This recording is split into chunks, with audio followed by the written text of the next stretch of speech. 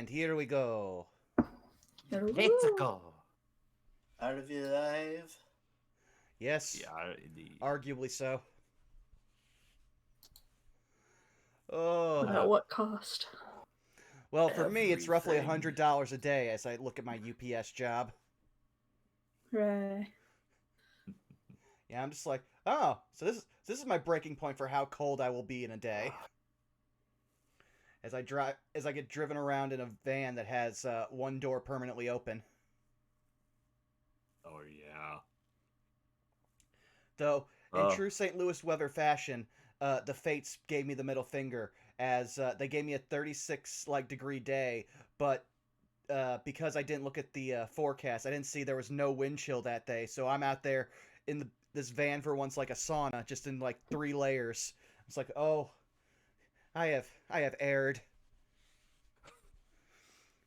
By the time I got home, everything had fused to me. Delightful. My undershirt. Yeah, no, it was almost to the scene of I'm trying to remember his name. Ace Ventura getting out of the rhinoceros of just trying to get out of my sweatshirt. I was like, oh, get in the shower. Oh. Oh god, I remember that scene. I'm just burned into my brain. And what's the weird thing about Ace Ventura when Nature Calls is that it's not so much I remember that scene because I saw the movie. I remember that scene because I read the novel adaptation of that movie. Oh my god, that must have been like unnecessarily descriptive. It was. In particular when he had to deal with the backwater segments. Oh, that just reminds me of the fact that there also exists a novelization of the first Austin Powers movie, and they go into descriptive detail of him getting stuck in the golf cart between 2 walls. Oh, that's a full paragraph, and if you can find it online, it is worth the read. I will say this, in terms of both those franchises, I like the second movies better than the first movies. I mean, that's typical of late 90s, early 2000s comedy movies. They find out what jokes work and then they put the better versions of them in the next one. And then they decide, hey, we're gonna make a third Austin Powers and make that silently or just as good, but no one likes it as much for some reason. I mean, they went as far as they could go with that one, and then they made sure the ending was just that, yeah, no, the best we're going to get is a Super Bowl commercial after this.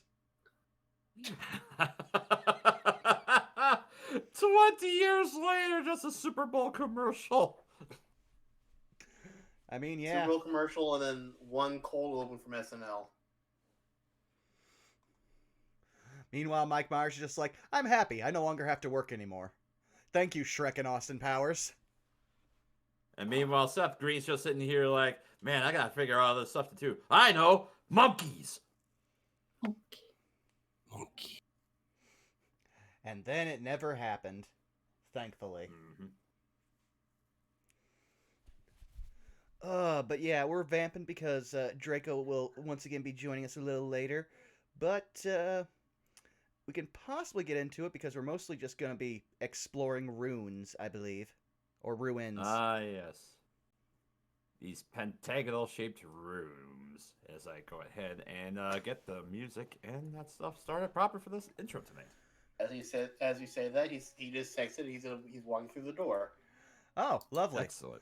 Well, then I can also just make a quick joke in how, Milla, I definitely was not testing things in OBS earlier in the day because I wasn't at work, and thought I was having a stroke until I looked over and realized, oh, one of Kevin MacLeod's ambient tracks was still playing in the game. I was like, oh, okay, good, I'm not... I popped in the game before you guys did, and I heard that too. I'm like, what the heck? I'm like, why is it that's the second time that's happened?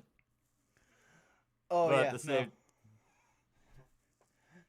Yeah, I was just like, all my YouTube tabs are silent. Where is this music coming from?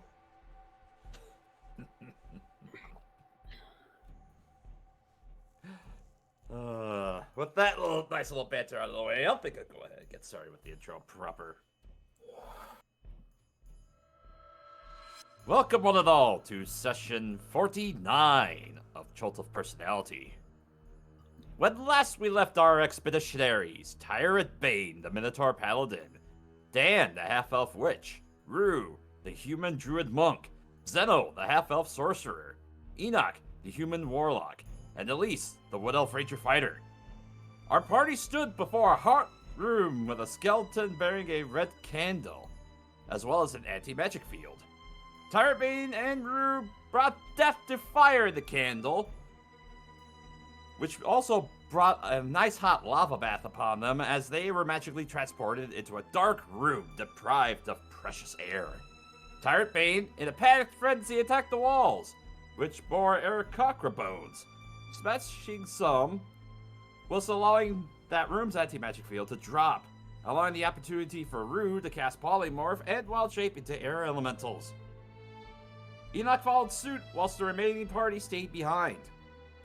Enoch brought light to the airless room, and our three were able to deduce that the bones bore the precious stale air, which teleported them to safety into a cross-shaped room bearing the tomb of Shigambi, where a terracotta army slept in silence.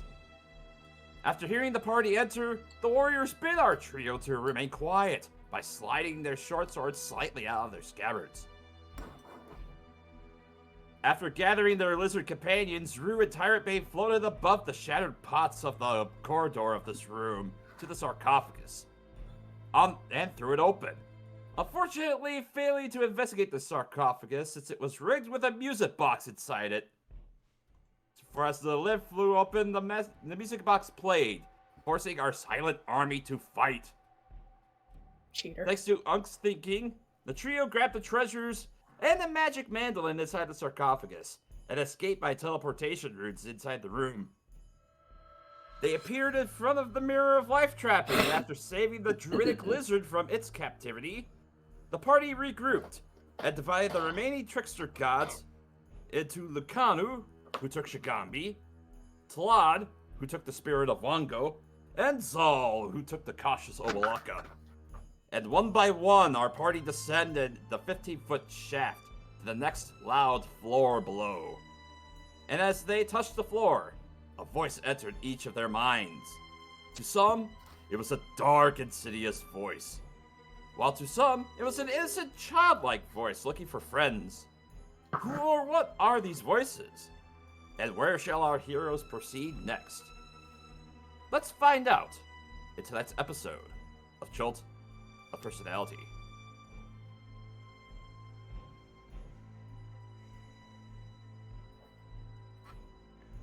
Okay. Oh, forgot we have to find a new area now. Here we go. There we go.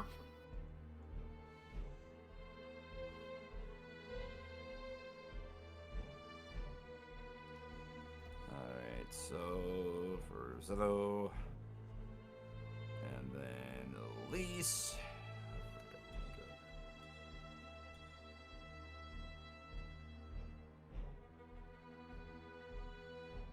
There we go. So, to reiterate, you are in a pentagonal-shaped room, currently with two exits. One over here, which leads into a hallway, and one over here, which seems to lead into another room.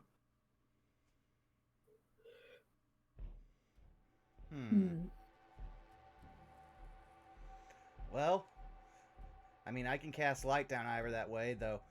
Really, only me and Rue. Actually, no, me, Rue, and Tyrant Bane need the light. Mm-hmm. So I guess Enoch will cast dancing lights, and he can move them down the length of these halls to see if we can see anything else. Alright, which way were you going to send the lights? He'd first go over here and send them down this way. Alright. As you move your lights into that area, I'll go ahead and reveal this chamber.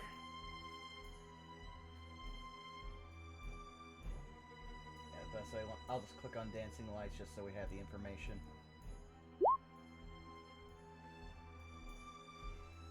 Oh boy! Another one of them. Mm-hmm. So, as well as another skeleton key. Ah, excellent Yeah, okay. timing, Dan. Oh.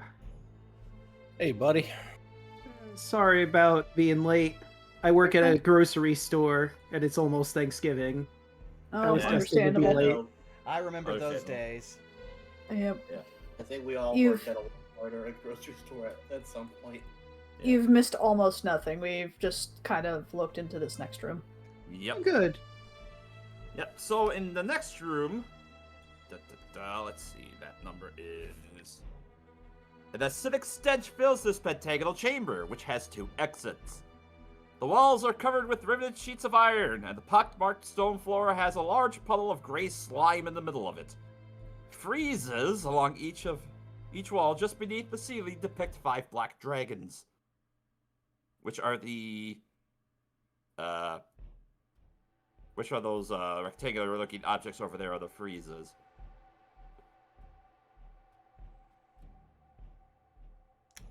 Do they want to kill the Super Saiyans? Sorry. They're spelt with these, unlike that Frieza, these ones are spelt with an I. Okay, well. I see, Oh, go ahead. I see a skeleton. Yeah. Mhm. Enoch will turn back. Okay, we got a skeleton in a room that looks like it has been burned profusely. It's got dragons on there. I think they're supposed to be black. Does anyone know what a black dragon does? Oh, I met the red one. Do we? Can we roll like a history check? I'll allow a choice of either history, arcana, or nature. History, Arcana, or Nature. Oh, cool. I suck in all those. My nature and arcana are pretty good. I'll do a I'll go history. with nature. Why not? Oh, 13. 5. 20. 11. I'll go with Arcana. Why not? Be different. 19. Alright. Everyone except for Tyrabane and Elise, for what you have heard through your various expertises, black dragons tend to have acid for breath. If it is burned, then it is possibly acid. At least that is what black dragons are known for. Looks at the floor and how it's pot-marked to hell. Yeah, that tracks. Okay, so we might want to try to pull this skeleton out of there, because I'm pretty sure that room is trapped to hell. Let's see what the other area holds. Bloop. You see a hallway as it begins to wind down this way, and I shall reveal more of the map.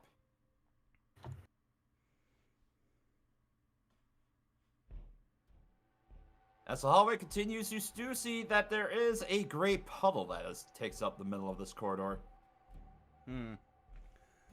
There's some kind of puddle down there, but I can't see the full length of how far the hallway goes. So Hey, it's... Miller. Sorry. Go ahead.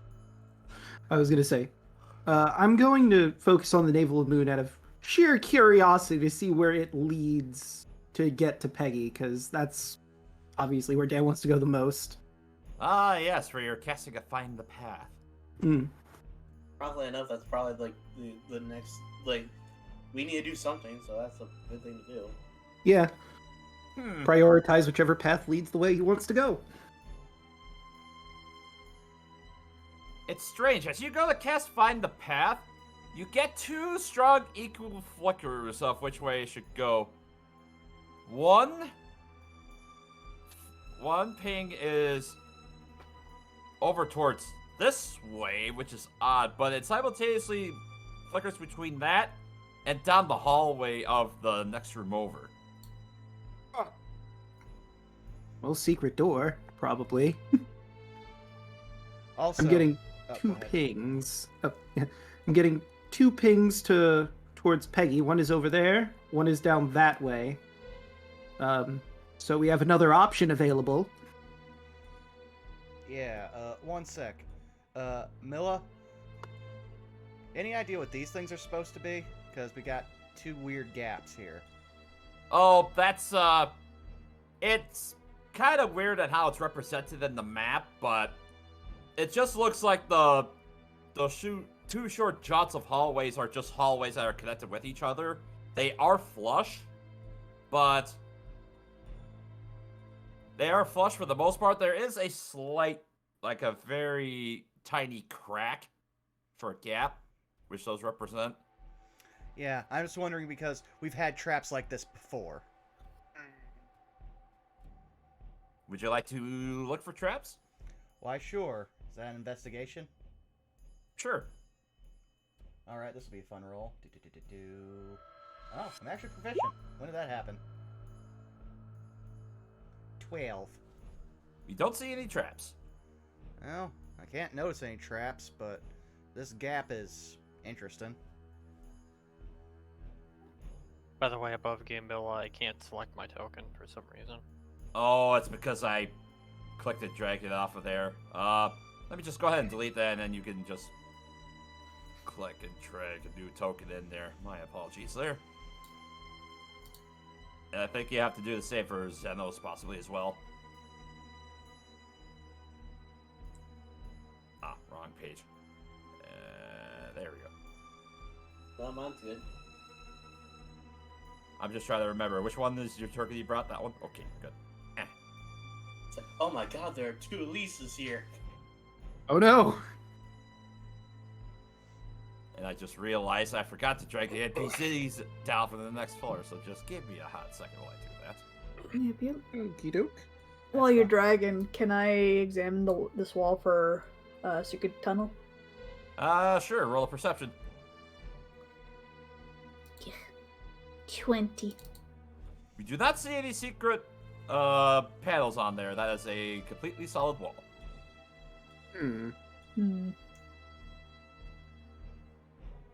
Well, doesn't seem to be any secret passages.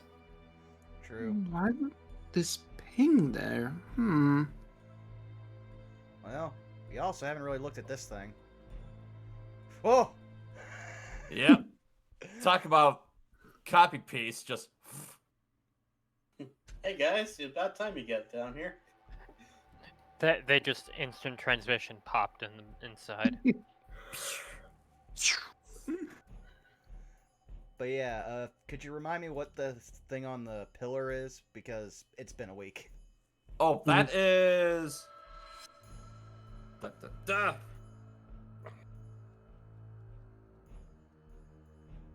Oh, what page is that?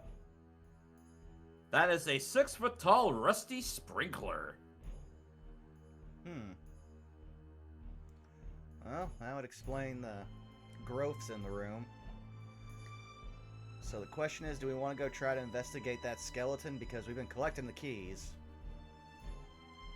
But it actually does remind me, like, can I, like, examine the growth that's on here? Like, what is the deal with this greenery? Sure. Give me a nature check. I'll assist with that. 11. A lot of the vegetation that's scattered about here is very sickly looking. As you're investigating a lot of the stuff, there's like 4 piles of compost that are littered about here, noted by the pings.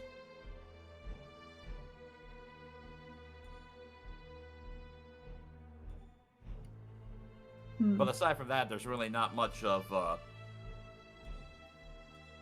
as far as like anything that stands out. It's just sickly, gross-looking vegetation and lots of dead compost. Does it feel like hard to breathe in here at all? I should probably mention this. It smells like manure or compost with dead, rotting vegetation. Aside from that, it's not necessarily difficult to breathe. Like a farm. Lots of manure. An unhealthy farm. Yeah. Anyway, Which way should we go? Well, I'm partial to, despite the obvious trap, getting the skeleton key because we don't know what they're for, and we've got about 5 of them. So, just in case we might need them later, we don't want to miss one.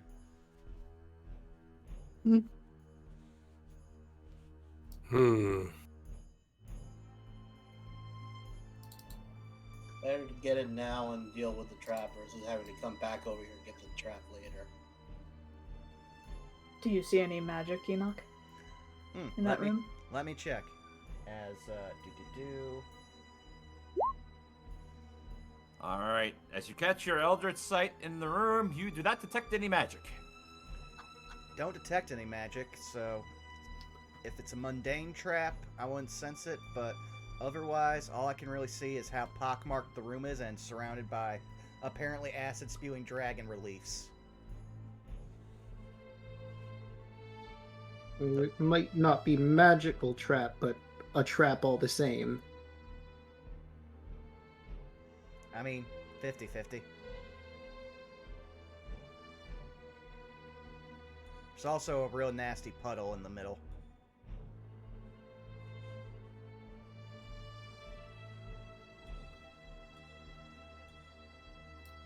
Well,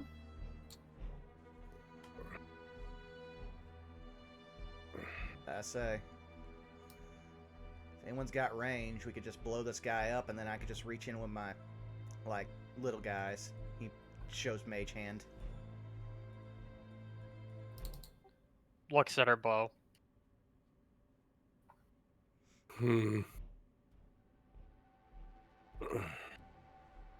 they technically have range, but yep.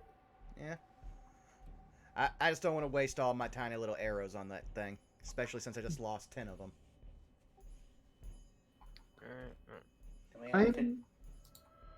I'm still Let me go ahead. I invisible. can try to shatter it, but see if anything shows up. You were saying, Dan? I'm still invisible, right? I mean, I haven't stopped from Moa's invisibility. That is true. So I could just, like, go in there so there's room for people to fire from the hallway. Alright. I'm flying in the air, so I'm probably not going to trigger anything if there's a pressure pad. And I could just unload on this skeleton. Probably start with bonfire because it's a cantrip and see how it goes. Alright.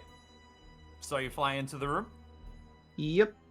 Alright, you fly into the room. Like you said, there's the gray puddle that's on the floor here, the freezes that are on each of the 5 walls, and you see there is another passageway that continues this way into another hall.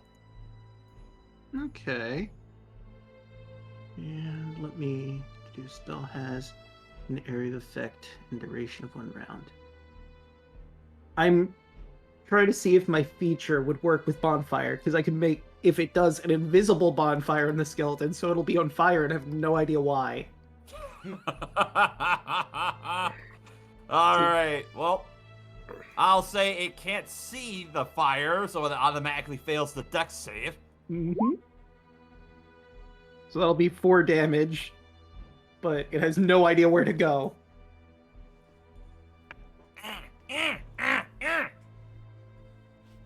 It kind of flails in a panic and it goes to, oh, I gotta be on the right layer. Or do the right thing.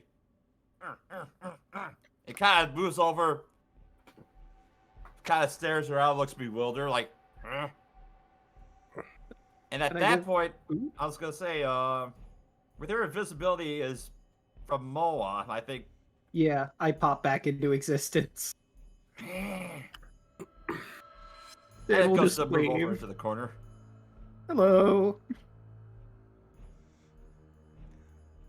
Well, at this point, I guess we could just start pelting with range. Between me and Elise, the thing can't even, like, get away from us unless it gets all the way down the other hallway. Alright. Enoch, I'd say you have best line of sight, so you may cast, I'm guessing you would do an Eldritch Blast from there. Well, yes, you'd be correct. I don't know why. I might have to do a quick refresh on Roll20 because everything's loading in slow.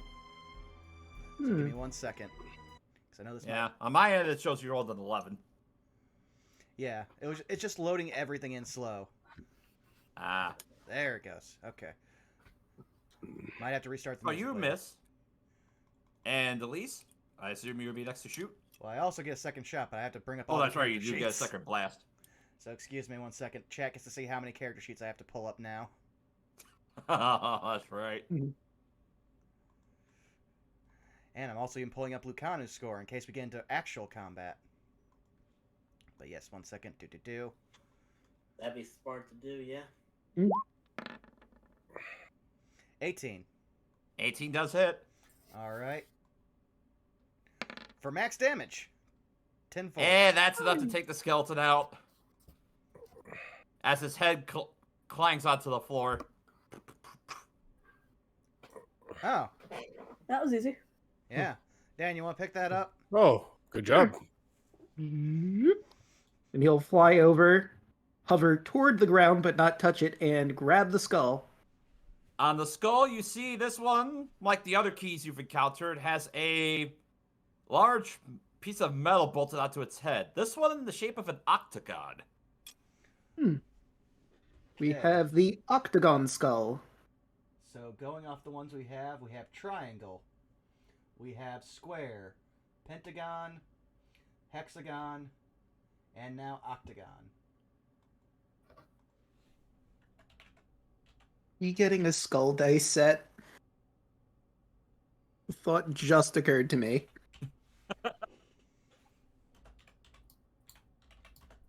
Well, I mean, it's also the fact of apparent, like, at least a Sirak isn't coming at us with, like, imaginary geometry. True. Because my first Yeah, thought get a was, lot weirder. because my first thought was when we jumped from hexagon to octagon, I was like, wait a second, what's septic? Oh. For some reason, when you're talking about attacking with geometry, I'm just reminded of the Magic Koopas. As they're casting the wands.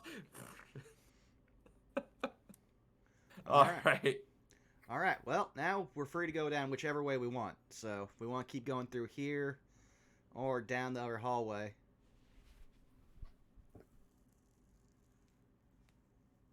I mean, I'm partial to this way because Dan will hold up the moon navel again.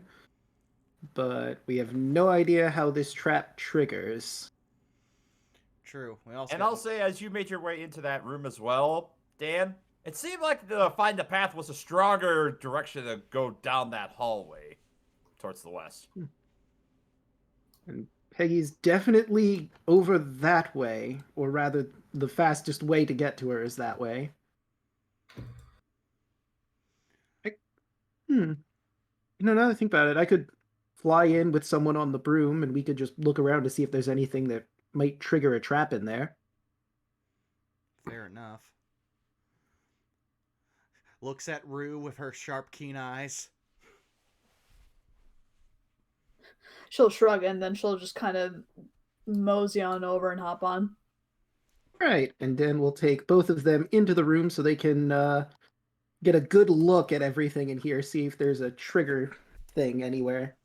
Alright. You fly down the hallway, you see there's another puddle of that gray slime that's on the floor. And as you make your way through the hallway, you encounter another room. A 4-foot-high, 7-foot-wide iron lectern in the middle of this rusty, iron-plated room is topped by a slanted control panel. Set into the control panel are a gold lever with a star-shaped handle, 2 dials in red and blue, and 2 buttons of the same colors. Wall engravings behind the control panel show 5 groups of circles, with a small crystal embedded in the wall under each one. The crystal under the configuration label 3 glows bright green.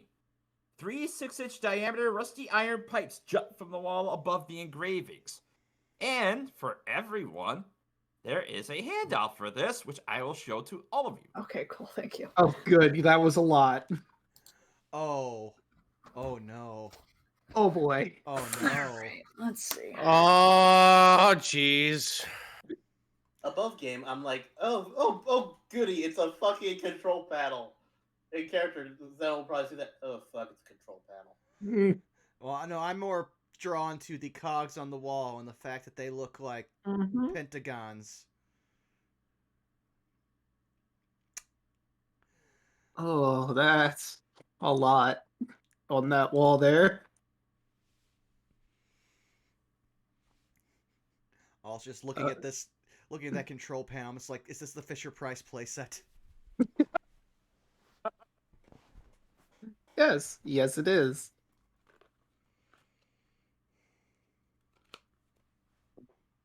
Okay, so that,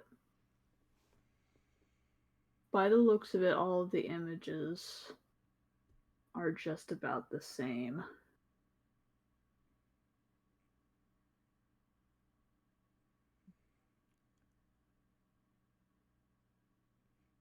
The- Are we talking above Okay. game or in character, real quick? Well, I'm talking above. Okay, because Yeah. I also noticed that above each of the pentagons is another little symbol, which might dictate. I'm thinking hallways. Possibly. Maybe this is a puzzle box thing where we change configurations of hallways adjacent to each other. And that came into my head because I'm playing Skyward Sword and I'm in the puzzle box dungeon, so it's in the forefront of my mind. Well, going off of like what we're seeing, especially since the green one is lit up, that does match at least the 2 rooms we just were in. Hmm.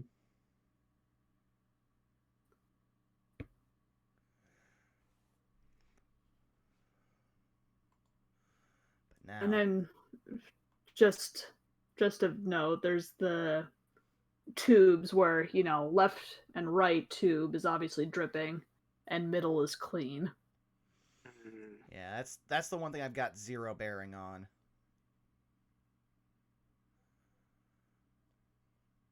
I'm going to assume that star lever is going to have something to do with that star image on each of the thingamabobs. Which I think is correlating to the fact that the lever has a star on it. Yeah. So it basically means that whenever this thing has one of its paths point to the star, you're in the control room. Okay. And that does seem constant on every single one, that it's on the rightmost. Rabbit, I'm already starting to join you in your path to hate Pendleton Ward. Another one joins the fold. Well, Dalton! I love lamp. I forgot I was on push talk and my roommates were outside. But I was like, yeah, Vaughn's gonna go to a convention that Pelham Ward is in. Go to the panel and ask him, why did you do to Annihilation? What hast thou done? Why did you do this to us? So, while Dan and Ruhr are going to be examining this control panel, what are the rest of you doing? Well, we probably have to wait until what they said, because they were going into the room initially to check for traps, and then they saw this. Yeah. We got distracted.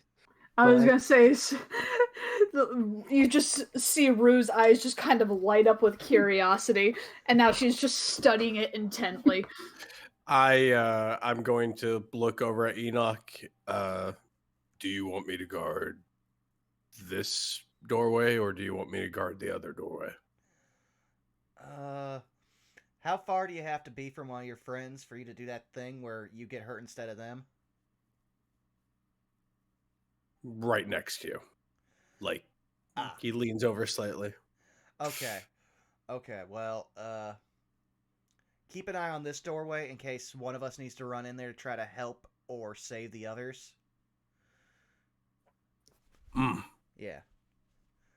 Okay. Because this is one of the few areas I have expertise in, and that is acid and metal, and acid and flesh mix much worse. Oh, I've seen that firsthand. I'll look over to Zal and Omoen. Brother, could you watch the other hallway for me? As Zal nods at Ill.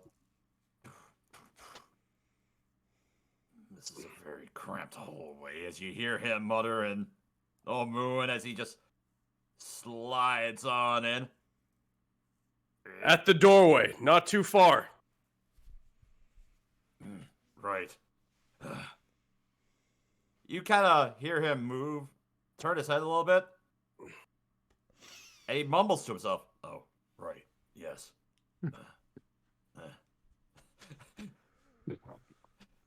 You get the sense that maybe Oblock is talking to him. See, I found you another cow to live in. Don't be angry at me. This one's bigger. It has bay windows. It does. See, I got you the SUV of cows. I know. I'm surprised. I didn't think anything bigger than him existed either. Let's look at it this way: Tyrant Babe was a townhome. Zal's the mansion. Yeah, exactly. Yeah, Big way to go, mansion. way to go, Sims 3, you son of a bitch. Well, And no- I'll just stand guard here in case anybody needs anything, and I'll have Zal be an extra pair of eyes over there. Yeah. That way, nothing creeps up on us. All right, Rue, we should probably examine this room before we go to the control panel. You'll nudge her, noticing her staring longingly at the control panel. Staring at like a Yeah, golden she just retriever. kind of she'll jolt a bit and look slightly sheepish. Ah, yes. I'm curious Signify too, that but you two we are should get friends. the others in here as soon as possible. So, investigation. Sure. Well, that's 23. I imagine you probably got that. 16. Yeah. Well, yeah, between the two of you as you're kind of looking around, you see the gray puddle that is in the corner of the room over here. And as you're looking at the pipes that are on the wall, it looks like that's the same color of substance is in those pipes as well. Hmm. We were investigating in here though, to make sure Oh. there wasn't any way to trigger a trap in here, so anyone Okay. else could come through first. I imagine this Oh, I'm sorry. is the I'm going to assume this is the trigger, but yeah, we'll Yeah, Yep, just this is to the control be panel. safe. And as you're examining in this room as well, yeah, aside from the gray puddle that's on the floor, you don't detect any other traps or anything else of note in here. All right, this room seems clear, but there's some sort of control panel further down. That's probably what messes with this room. Oh. in which case 8. do we need to mess with that? Clearly this has already been triggered. Fair enough. It might open something else up if we fiddle with it. It is possible. But then the question is, what does it close off? Hmm. We may just want to do a quick, scan of the area around us, find out what's going on, then mess with that. There are 3 hexagons? 2, 4, 6. Yeah, there are 3 hexagons on the images for this control panel, so perhaps it does lead to another room. I only see the 2 that we've been in. Does that hallway down there lead to another one? We'd have to check. We've only can see so far down with my lights, but if we're all going down there, probably be safer with just a group. Yeah, that's true. Dan is now going to be the one looking longingly at the control panel. Can see the gears turning. Yeah. We should probably look at the rest of the floor first. Well, we do have strange voices speaking in our heads. I just want to make sure they're not going to pop out and try to eat us or something. Mm. Or possess us. That seems to be on brand for around here.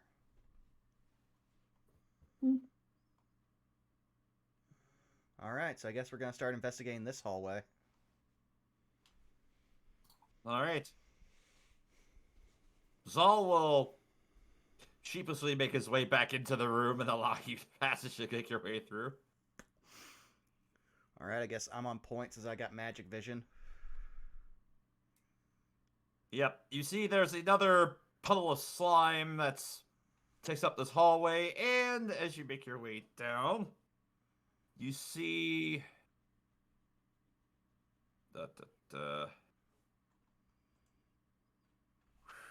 just double check this real quick.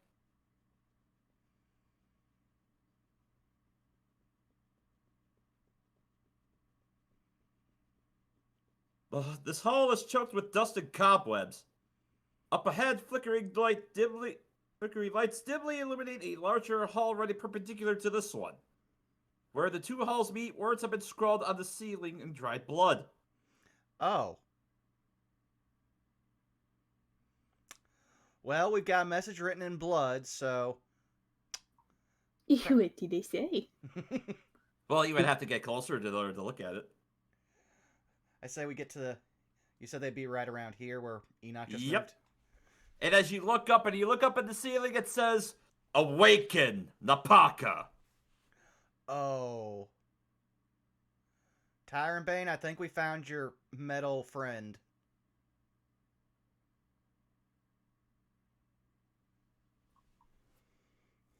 As he- Quarantine? Oh, no. Rabbit? I'm muted.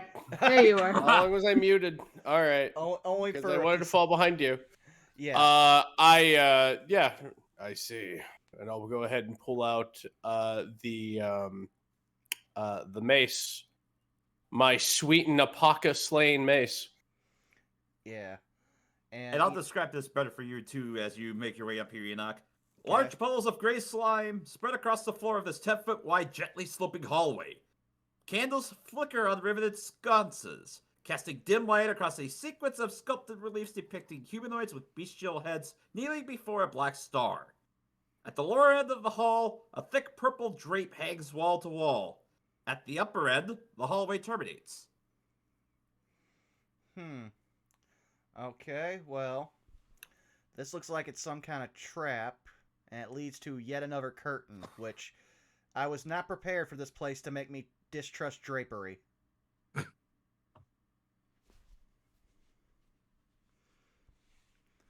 But yeah, does anyone want to go point, or should I? I'll do it. Alright. I guess I should also ask if my Eldritch side's still up, if I'm seeing anything magic coming from that drape.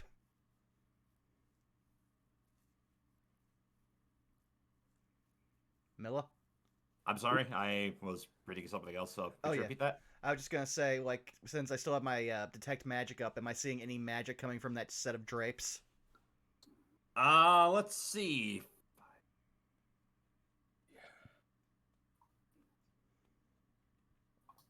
From behind the drape, you detect... Let's see, do you detect anything from there? No, actually you don't detect anything from there. Okay, well, it's not enchanted, so... Perfectly safe. You do detect that the candles are magical, however. Candles are magical, though, but I think that's just magic light like these, as he makes this little dancing light swirl.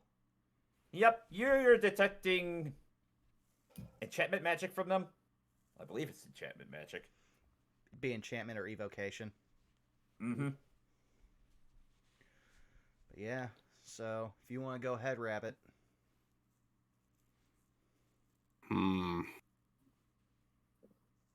All right. Do you want me to approach the drape? Is that what we're doing? Yeah, because apparently just up here it just terminates, though. I think this is just an empty sconce. Or is it? I will go to the drape. All right. You stand before the drape. What do you do? I will move the drape. As you remove the drape, a 6-foot-tall statue of a leering 4-armed gargoyle stands against the back wall. One of its arms has broken off and lies on the floor in front of it, its hand curled into a tight fist. The other 3 arms have their clawed hands open in such a way as to suggest they're meant to hold something. Carved into the wall above the statue is a riddle. 3 I need, then 3 more still, opens the door.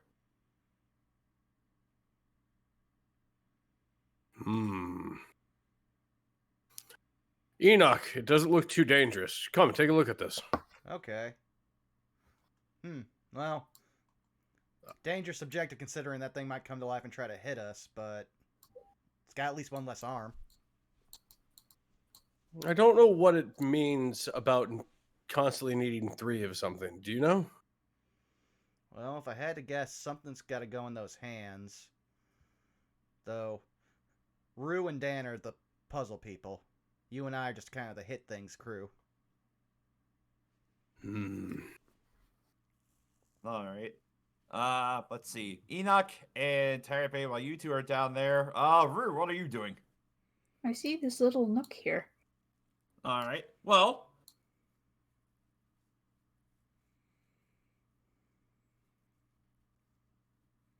let's see. I have to double check on this.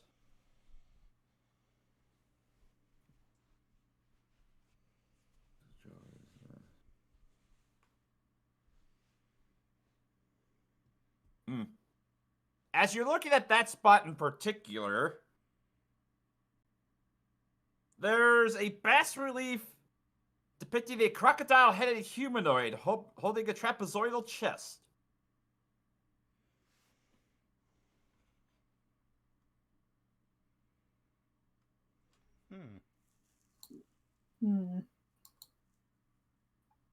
I'll describe that to the others. You said a crocodile? Yes. Does it look like the chest has got a keyhole? Does it? Do you examine? Yes. As you go to examine, it does look like the keyhole is in fact real. It does. Enoch will wander down, reaching into escrow, since we've now named this bag of holding, and he will pull out a jade crocodile key that we got from the floor previous. You take the key? Step aside. Yeah, let's Motion forward. see how this works. You insert the key into the hole and you find that it fits. Oh, okay. Then I will open the chest. When you open the chest, it swings open and it turns into a door, revealing a crawl space behind it. Oh, well, good job finding this, Rue. Quiet thumbs up. Dan, I think we might need Yuki's help scouting some area. All right. Well, Enoch will Yuki, step you up. heard him. Yep. All right. Yuki goes to crawl into the room. Oh, passageway goes off to the right.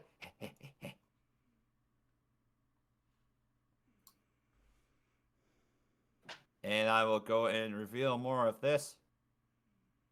Oh, as she rounds around the corner, she goes to look. Oh, there's something really big in here. Oh, boy. Mm, Do you wish to perceive through her senses? sure. As you go to perceive through her senses. What the heck is that? The hell? My thoughts exactly. What the fuck? What the heck is that? Oh, that is neat. Oh, no. I think I know exactly what that is. It's like a siege machine of some kind. We need to recall the dog. Well, no. It has a very specific name, and when I say it, everyone is going to laugh. Because that is a juggernaut. Oh, it's for Juggernaut. Bitch. Yes. Yes, that's I was exactly gonna say it. You beat me to it. Yeah, you beat me to it too. Like I was like, So- God damn it. So to better describe this room, there is obviously this massive, looks like a stone construct of some sort with 2 massive stone rollers for wheels, with various runic carvings scattered on it. And you also see that behind the construct, there appears to be a chest.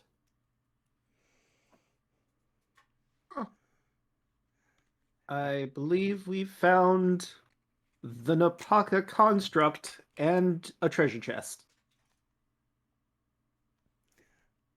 And what does it look like? I take that back. It is not a chest. There is actually a shelf that rests behind it. Oh. And on the shelf is a fist-sized ruby. Dan will relay all that.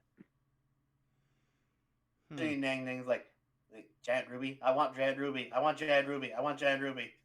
Yes, that sounds like fun. Okay, well, that sounds like that's something we gotta put in the gargoyle's hand. But Enoch will gesture at the slope they're all standing on, and you said that thing had giant wheels. Mm-hmm. He will again gesture at the slope we're all laying on. I'm pretty sure that thing is also a trap. Oh, 100%. So the trick will be trying to spring this trap without being turned into a flat paste. Do we want to retreat back to the other hallway then? Well, we still haven't checked out what this thing is, which I assume might be something that springs the trap. Can you elaborate, Milla? I'm sorry. There's a torch or sconce here that looks like it's unlit. Sloped hall, 6 candles.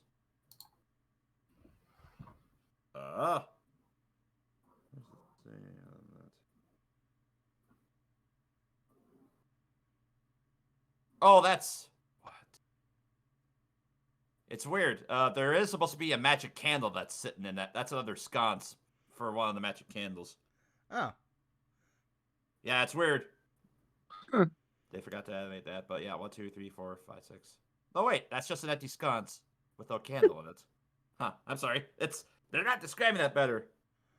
Oh, I mean, Weird. well, yeah, well, we know about this. My concern is that giant thing,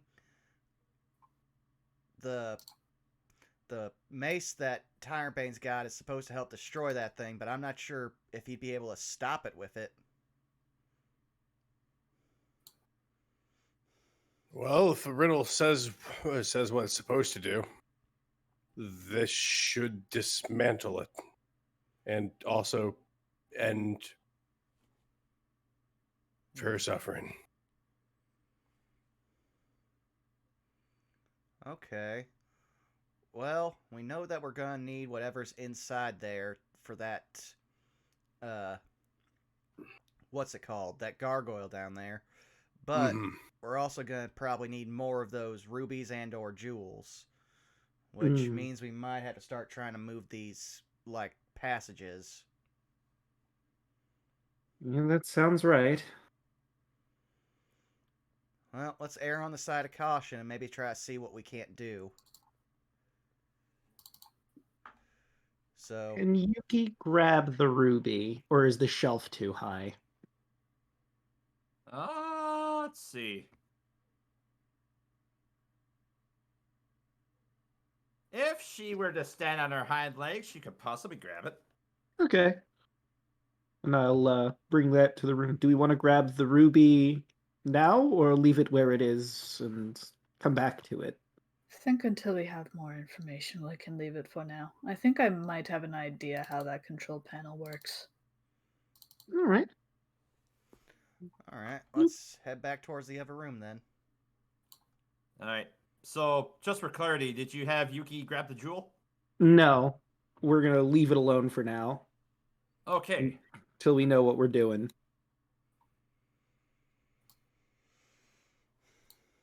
Out of curiosity, what's your guys' passive perceptions? Good Passive question. perception. Ooh. That's a good question, Mega Man. Mine's yeah. 11. 10. Mine's 10. 17. 17. Yuki has a passive perception of 13. Okay.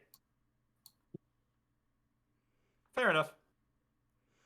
Alright, so I was just trying to remember because it's been a while do you mean? since I've had to ask for that. What do you mean? The Don't worry about it, Rabbit. Don't worry about it. What do you mean? I'm Fine. sure Everything's nothing fine. bad is Everything's going fine. to happen. What do you mean? You don't just Everything's ask fine. that for no reason. What do you mean? It's I fine. just wanted to know, what is your armor class, and also don't look behind you.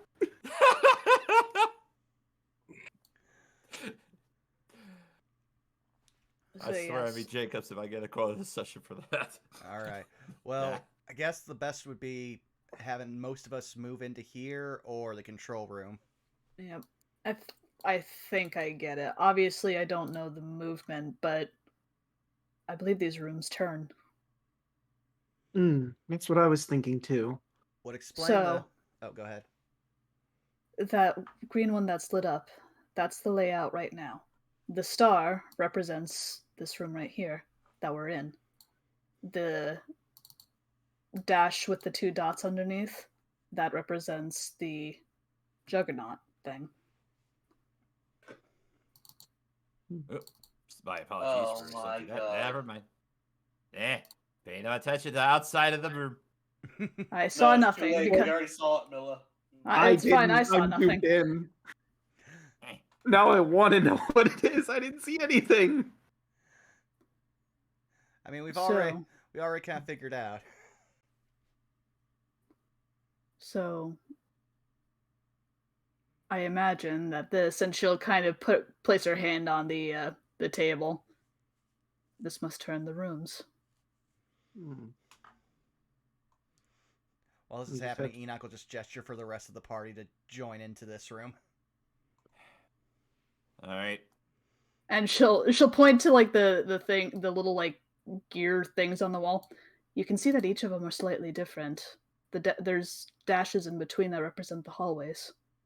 So we have to turn them so that the hallways match where we want to go. Ah, okay. So we just need to figure out how to configure this to get it to move from one to the other, and which one we want to go to Question. next. Question for Enoch. Do you enter the control room? I haven't, but now that everyone's in here, I guess he would probably start wandering in just out of curiosity. As you enter the control room, you hear Papazato's voice pop into your head. Interesting.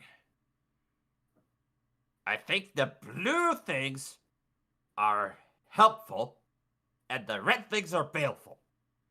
Oh, Rue, you're probably going to want to hear this. Papazotto thinks red equals danger and blue is good. Very well. Yeah. She'll kind of tap her lip for a moment. Well, everything is pointed upwards right now.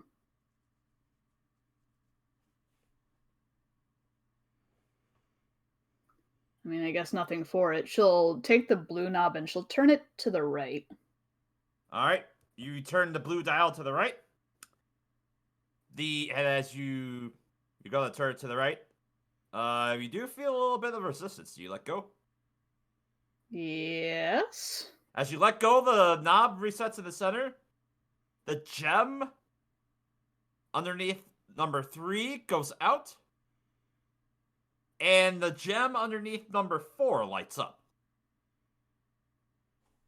Okay. I'll be right back. I just need to use the bathroom real quick, okay? All good. All right.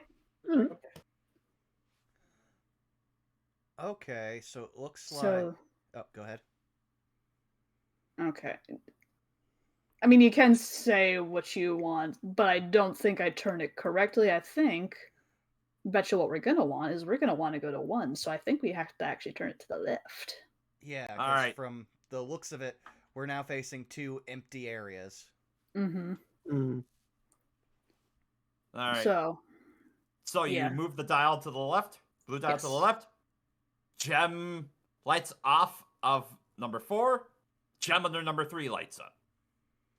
do it again until it goes to 1, hopefully. All right. You do that, and the gem is lit up underneath number 1. All right.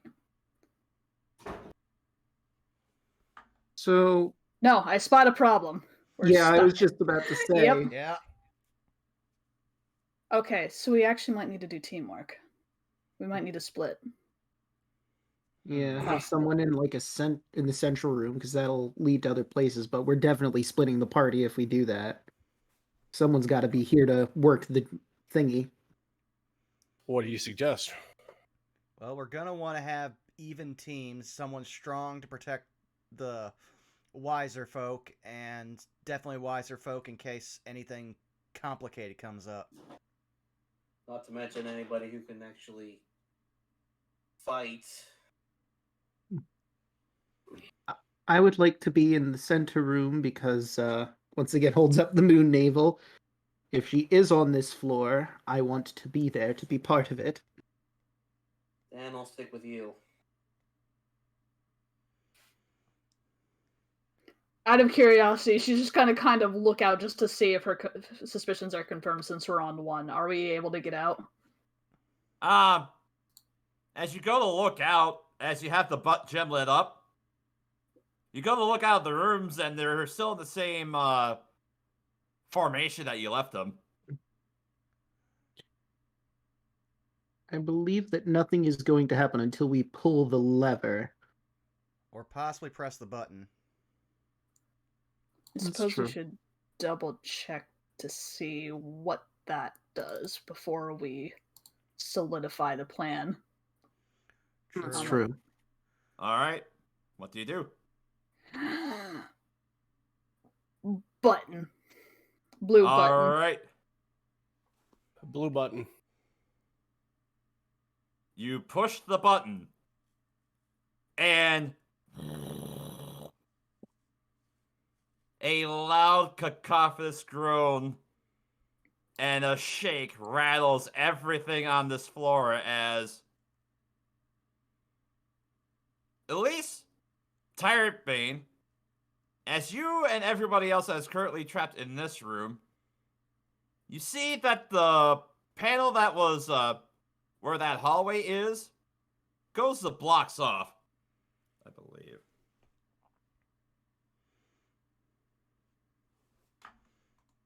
And as it turns, yeah, you find that both of the exits, or the exit that is actually behind you, is sealed off. As well as... Actually, yeah, that's the exit behind you closes. All right. So that confirms that. We'll switch that dial back to where it was on panel 3, and we'll press the blue button again. All right. As you press the button once more,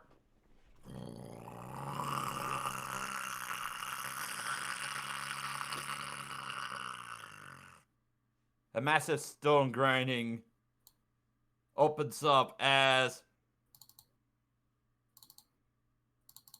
everybody who's in this room over here, make a perception check for me. Should I make one for Lucanu? Sure. Okay, let's pull up her sheet and see if I can do perception. Do. Okay, pass perception 16%. Okay, so just a plus d20 plus 2. 24. Perception. 7. 7. And As let's... the... All right, sorry about this. No, it's all good. As the... After the massive grinding subsides, the first thing that you guys notice is that this door opens up again. But as it goes around, the first thing that Elise notices, there's a foul stench of acid, of a foul stench of some sort of chemical seems to be wafting from this room.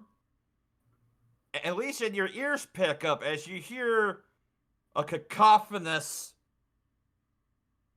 shuffling of some form as from in the room, you see that the compost piles begin to shift around and animate as 4 large masses of compost seem to take humanoid-esque shapes.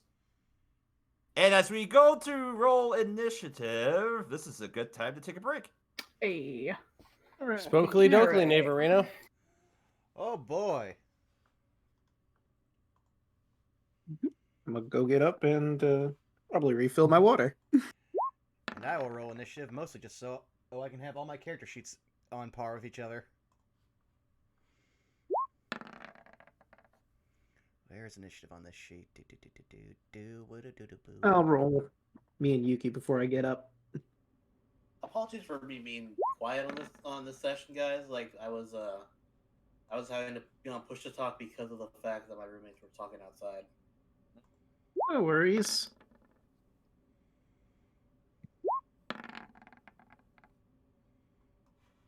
Hey, I got my number.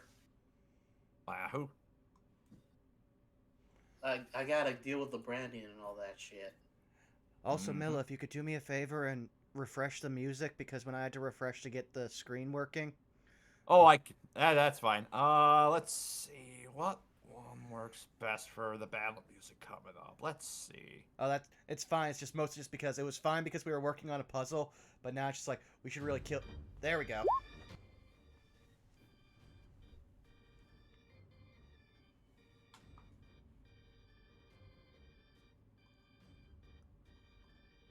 Alright, so Don't worry, Hubba Lubba. I'm drinking water right now.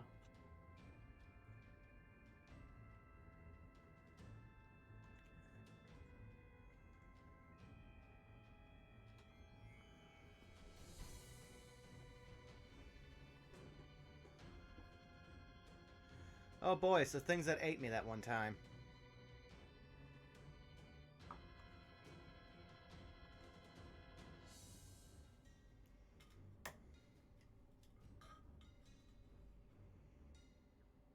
Also, Chad, I hope you're doing well. I'm hoping to have some more information on the upcoming next D&D miniseries, but with my current new seasonal job at UPS, things are very much up in the air. Much like how early I have to get up just so I can find out if I'm working one day. How are you gonna handle next week or this weekend? Well, so far it means that I have to set an alarm to get up at 6:30. This hope that I have received a text asking me if I would confirm that I will go on the route that they're sending me. Because if I don't answer that within, it seems like an hour, they assume I'm basically calling the day off. Which was fine earlier this week when that text would come at 8 o'clock in the morning-ish.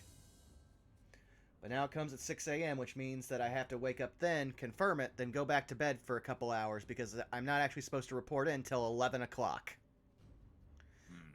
Yeah, it's a game of phone tag that is just becoming idiotic, but like I said, for about roughly $100 a day, I'll do it.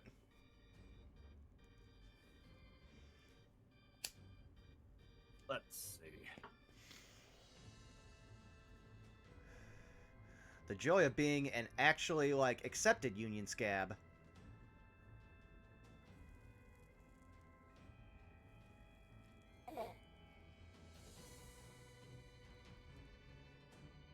Oh, Rope Snake. That's a clever name for a Pokemon there, Bubba.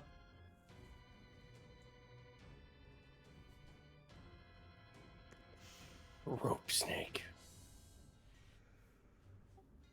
I return with the snack of champions, cereal. I was gonna say cereal or cookies. Specifically Apple Jacks. You know, I've actually been enjoying apple-flavored, Cheerios, which, though, they basically taste like Apple Jacks that gave up. But that just tells me that they're actually healthier for you. The cinnamon sugar Apple Jacks. I have returned. Welcome back. Is it weird that I don't like any other Cheerios except for the original ones? No, that's why they make so many flavors. We'll get somebody eventually. Like, for me, it's actually like it's a personal reason. It's actually kind of wholesome. It's because the original Cheerios remind me of my grandpa. Because that was his favorite cereal. Aw. It's like that's the one he always had in the house, and it's just every time I ever have a bowl of cereal, I just think of him. That actually reminds me of something. When I went to my grandmother's place, like my parents needed me out of the house for whatever reason, she would always make me soup. It would be, I think it was one of my favorites now, of course, is broccoli and cheese, and sometimes also New England clam chowder, and those two are probably two of my favorite soups. Although my mom's split pea has to be the top of the list, because damn, she makes a good split pea soup. All right. I gotta go buy it real quick. I'll be right back.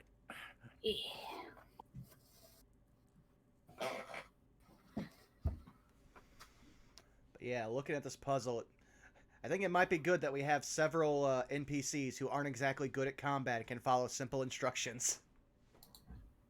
Yeah. Yeah, we'll have the guy who's anxious about shadows in the control room. I'm sure that'll go fine. He's not going to help us in combat ever. I mean, look at what he's staring down. He is the closest person to shambling mounds, okay? I think after This this, is he'll true. be happy to go into the room that has a guaranteed safe zone. Yeah. And also, I think it'd be easy to tell him, red bad, blue good. Turn until you see the light. Although now that I think about it, I mean, shambling mounds appeared. When we hit the blue button, I call shenanigans. Well, it does explain the acid. Mm-hmm. It's true. And now I'm just kind of like, well, we might have to do some deforestation in that room.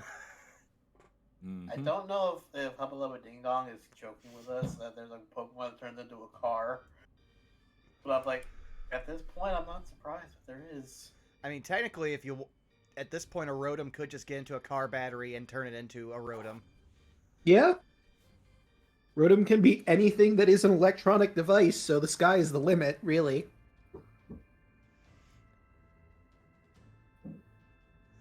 Because we now have Pokemon, like, in the Pokemon world, Pokemon were also food. But now we have Pokemon that just turn into bigger forms of food. I was having this conversation with Citric last night. He's like, the ice cream turns into an ice cream cake. Don't tell me that people haven't tried to eat it. Oh yeah, no question. Then they came out with the last gen, the dragon that's literally an apple. Yeah. My boy. And you tear off its flesh and eat it, which is horrifying. How would anyone do that to that adorable creature? It It probably is my doesn't hurt favorite. it. It's just like, it's a living. It probably just does the whole, like, Flintstones thing. Yeah, no, that makes sense. Yeah, if it's You just- not Carl just from turn Rocket to Hugger him. Force with the tree. You turn to him, you make a new pie crust, and you just go back in the oven with you. Me and Citric went a little darker, where I posed the question: if you cook a Fido, does it taste like toast or a pig's in a blanket? That's a Uncooked. That's a great Uncooked pigs in the question. in the blanket. Oh, true. Because, I mean, you get to his evolution, he toasty, so he is not cooked yet. It's self-cooking. Though at this point, I'm surprised we haven't gotten a ramen Pokemon just because of how prevalent it is in Japan. Yeah. Yeah, you'd think we would have had it by now. I mean, we got sushi this generation, so... Mm. I Yeah, have I not got seen the sushi mon. He's very cute, I will give it that. I like how one new Pokemon is just Mouse that breeds. Yeah. It evolves in your box or your party just randomly after level 25, and it can have twins, or it can have a single child in its evolutionary form. Science. Right now, I'm just like, yeah, I'm getting the game tomorrow. Hopefully my DS won't catch on fire when I get it.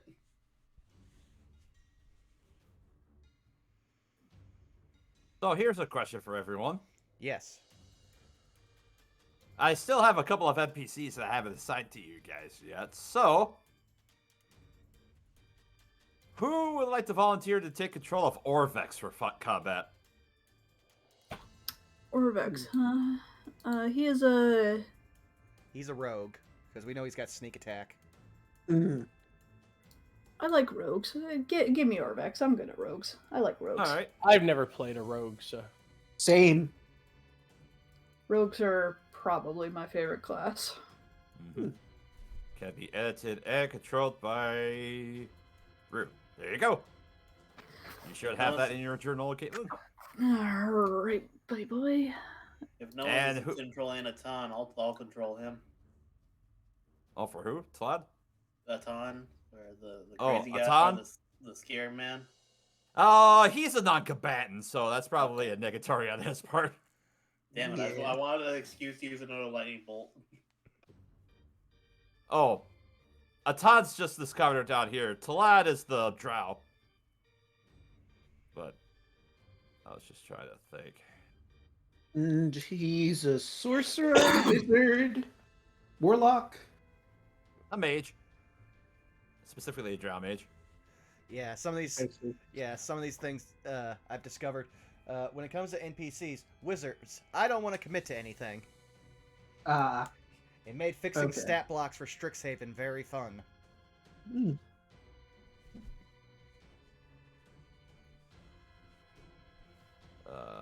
Where is that?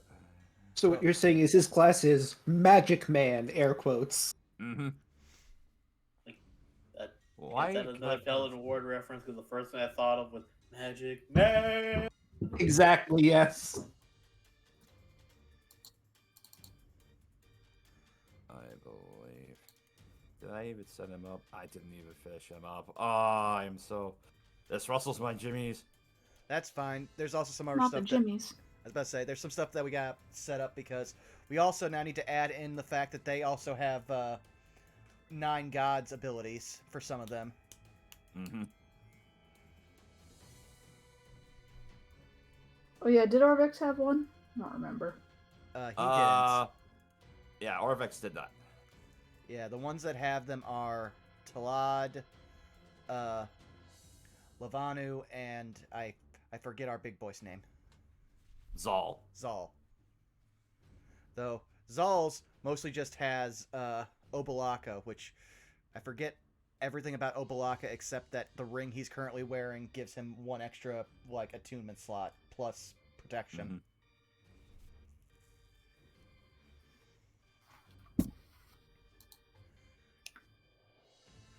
I'm surprised Talad took the mace considering, again, Magic Man. Well, apparently did something for his intelligence, so here's hoping. Alright. So here's a question. Who would like to control Kawasha?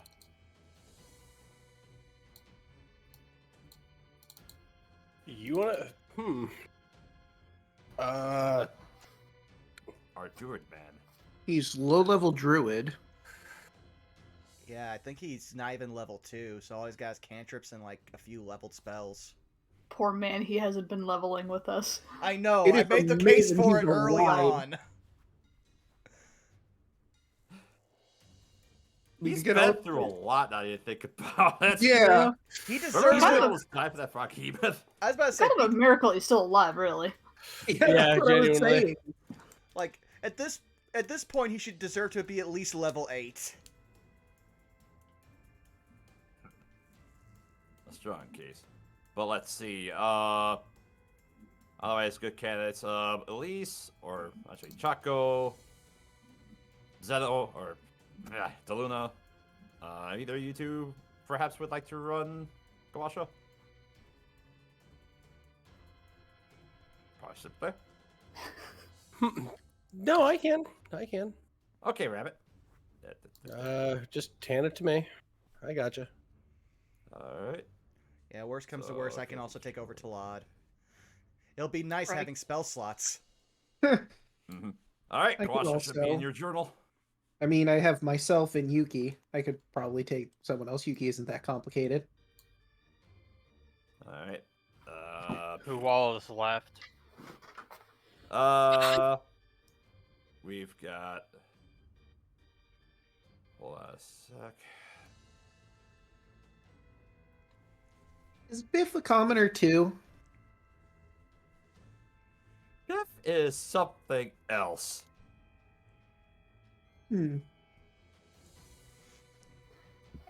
Everyone starts side-eyeing Biff more. I was Yeah. gonna say that's I not want suspicious to at all. Biff. Above the Don't- table, I would like to maintain control of Biff for story reasons. Don't Damn be it. suspicious. Don't be suspicious. That Meanwhile, was Not I want- suspicious. Meanwhile, I'm just like looking at being like, Spider-Man. I just look at Biff and I'm just like, well, there's no place for natural light in here, so if he's a werewolf, he is out of luck. Yeah. But let's see, I have to. Oh god, there's multiple initiatives on here. Which ones are right? And Biff was the imposter all along. Wait, Oh. I have My one God. question. If Biff gets hit by a moonbeam, does he turn into a werewolf? No, well, it would reveal your true form. So if he is a werewolf, The way to figure it out would be just to check everybody's like initiative modifiers, Alright. because I mean, Let's see. luckily for mine, since how Lacana's sheet comes up, it comes up with an entirely different initiative marker. Alright. Tell you what, descending. I'll just go down the list. Let's see. Enoch rolled an 11, so the 21 doesn't count. No, Enoch rolled a 4, Lacanu rolled an 11. yeah, it Right. switches to yours by default for some reason. Oh, mine didn't show on the tracker. Let's Mine's still see. kept So, 15, just- 15. Just if you, so you guys are aware, on their quote-unquote character sheet, next to the armor class, there's a dice that says init. You can just press that for their initiative. Yeah, that's what I did. Huh. Makes it separate for everybody. Did you click on Lucanu's token when you clicked initiative or no? Yeah, but it didn't. I don't think it tracked because I don't have control of her token right now.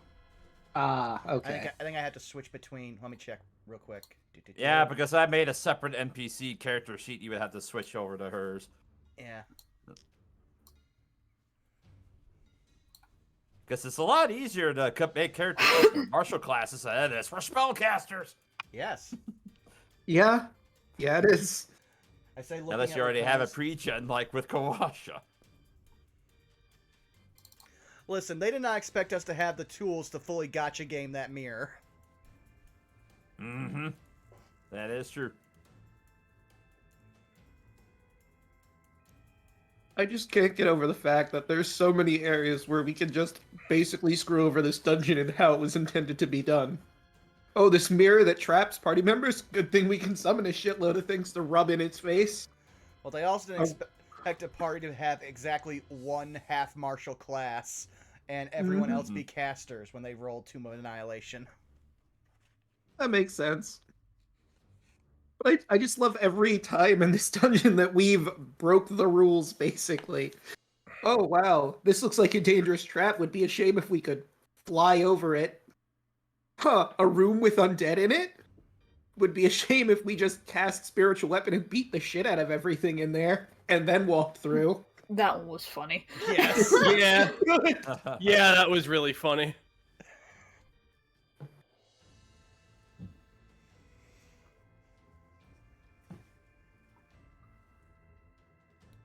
But yeah, I think just for the sake of, ease for this, I'll control Tlon and Yeah. get we this can- kicked off then. We can figure stuff out at other time. We've got 4 mounds to beat up. Yeah. 4 whole mounds. Alright, so Arvex. Did you roll initiative for Kawasha then, Rabbit? Do I have the sheet? I have Zal sheet. You should also have Kawasha sheet. Yeah, I was about to say, check over in the tabs area. I have a tabs area. Second one over above where the chat is. Second one over, but where the chat. Oh, okay, okay. No, I just have Zal sheet. I don't have Kawasha's sheet. I have Kawasha's picture, but I don't have. Wait, maybe it's like this. Oh, yep, yeah, I do. Okay. He was just down there, not up there. Okay. Rolling the initiative of Kawasha right now is what I would say if I could find where it is. Is it just plus his dex? It's right over Yep. by where you see armor class. If you roll over, you'll see a D20 on the page. Click that. Oh. It's right there, isn't it? There we go. Oh, good. 17. And this one looks a little bit different from Zal. His... Oh, come on, buddy. Where's your initiative at? Alright, so the mod's at a 16 initiative. Apologies for Well, it taking a rolled while for to you. get He got stuff. 17, so he's good on initiative. Oh, okay. Good. Perfect. Alright, Uh, so so- we'll start by descending. It's almost just like, Kawasha, do you want to learn how to play a musical instrument so you have some spells? I'll just roll initiative. Okay. We forcibly give him a level in Bard. You're getting a level in Bard. You have no say in this, Kawasha. Actually, wait, why did I do that? Biff. Roll the 20. He plays a flute. It's somehow or sounds like a recorder. You were saying, Dan? Oh, I was just chuckling. I didn't say anything. Oh wait, I don't think Zal has been rolled.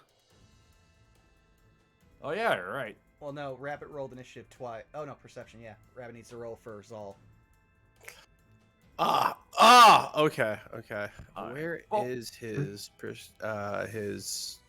go ahead? Let me see. If it's We'll start anything off- like the NPC, you could sheet. You could just click the name. Oh. and roll. I just had to scroll down. Damn it all. Damn it. Natural 20 for a 20. Ah, excellent. Wow. Good, we have our meat machine ready. Meat man. Alright, so natural 20 for there. Fighter of the That's, vegan. Whoa. Oh. Champion of the 17. butchery. Alright, so with that sorted proper, Zal technically goes first. So, what will Zal do? First he will give control of his token over to me. And then I will move him to engage these guys up here. Alright. 5, 10, 50, 20, 25, 30, 35, 40. Okay. Awful in here. Is that as far as he can go? Yep, that's 40 feet of movement. All right. Do you have a range attack or something, buddy? No, just 2 melee weapons. Ah, geez, Pally Wally. I guess he can ready an attack to attack something that gets closer. Yeah, let's have him do that. Bada bing. Alright, next up is Biff. Where do you think you're going there, big guy? Oh god, there's more of those big things! As he's going to move over here. Not exactly sure what to do. Next up is Orvex. Orvex. Alright. He's going to Bishki. I just need to I just want to take a quick look at sneak attack. 2d6 for him. Yep.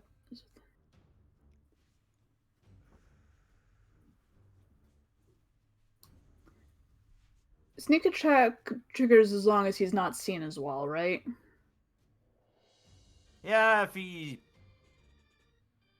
has advantage on the roll, he'll get sneak attack. So, if he's, I mean, they're not technically surprised, and there are no allies within 5 feet. So currently, he does not have it. Well, that's why I'm saying if he hides, Yeah. would that give him advantage?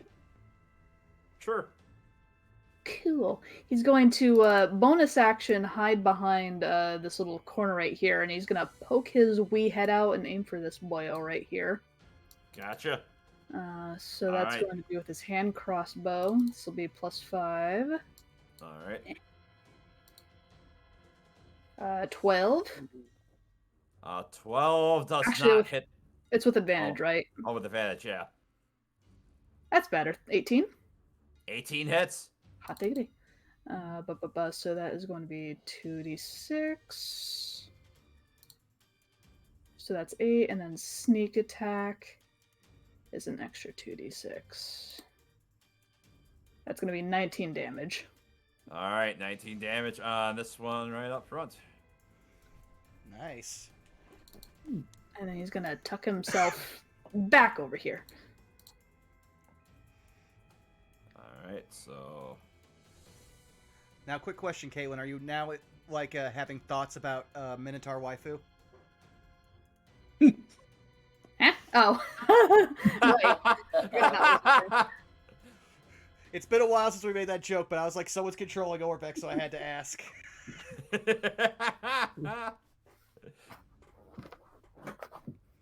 All right. So with Orvex's turn done, it's all for your turn proper, Rue. Kind of hears the commotion from behind her. She just kind of looks up and sighs. Oh, fine. Hip. All right. Yeah. Are you going to be... All right, as you make your way over, you step into the slime, and Oh, no. you take 2 points of necrotic damage as it gets onto your leg.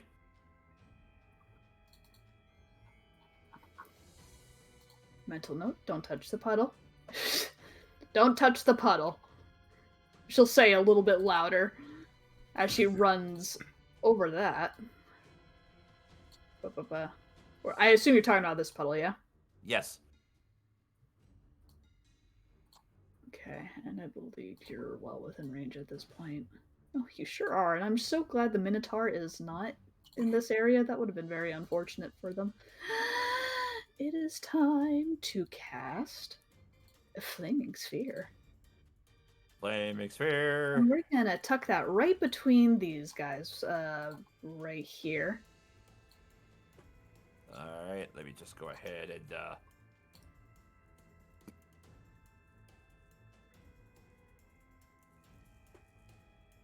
All right, so that was your action to cast the Flaming Sphere. Mm-hmm.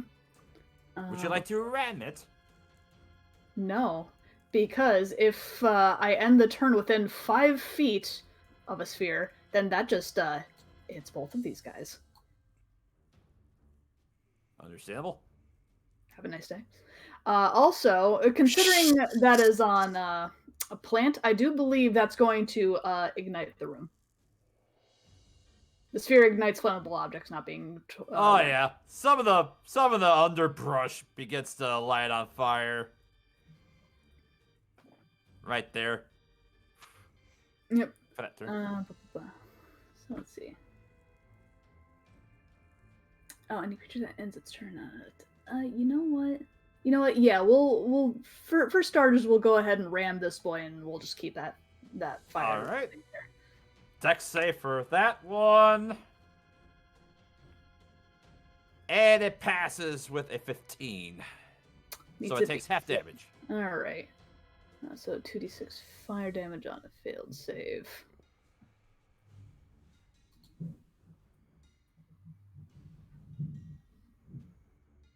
So, 5. Yeah. And actually, as it goes to hit it, you're like, oh. Could have sworn that spell would have been particularly effective, except... It seems like these creatures are very damp. So the fire wasn't particularly effective on it. Well, that's just heckies. Yeah, shambling mounds suck.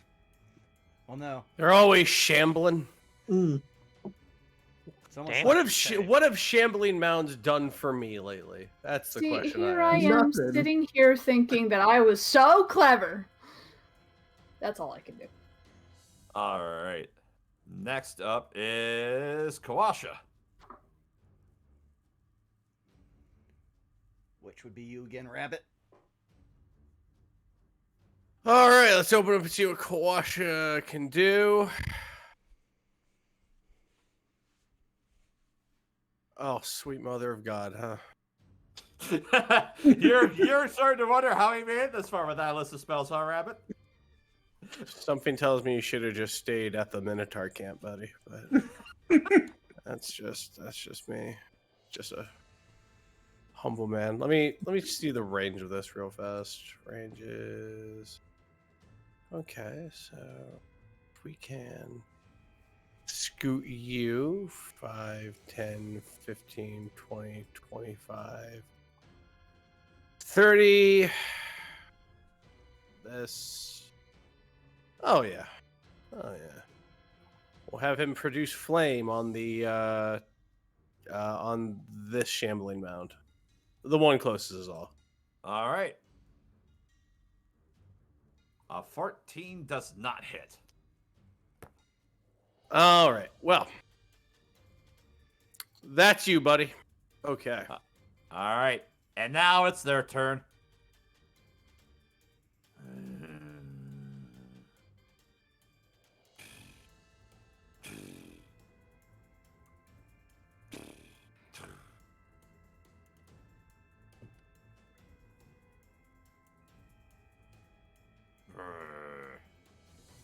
All right. Well,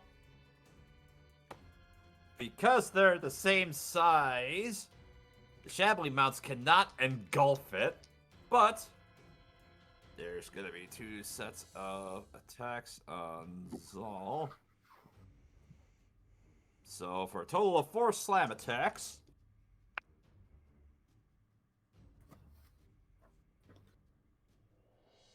Let's see, so that's going to be 1, 2, and a nat 20.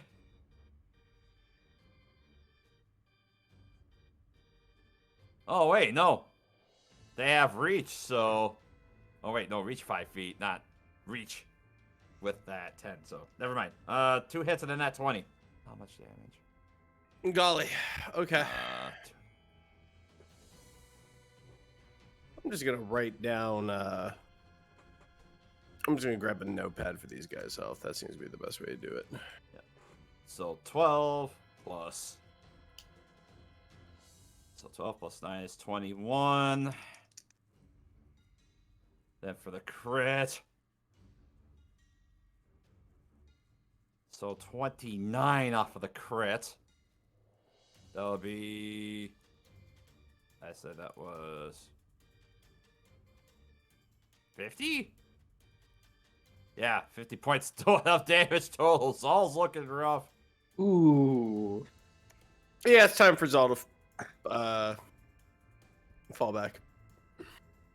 All right. Full tactical Well. retreat on Zal. And at the end of the turn, because the Shabbily Bard isn't particularly smart because it's standing next to the fire still. Him too.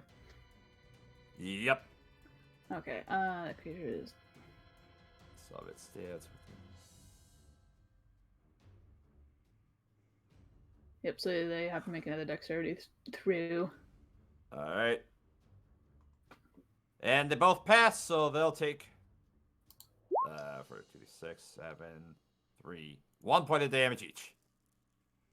I'm helping. Yeah, you are. Sure Chip are. damage.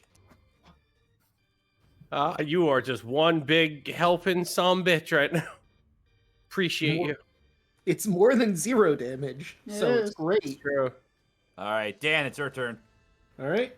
It's the equivalent of sticking your finger in a lit candle. Yeah. Dan's gonna shout, someone pick up Yuki to bring her over the sludge pit. Thank you. And he's gonna fly over here. Can I see these shambling mounds over Zal?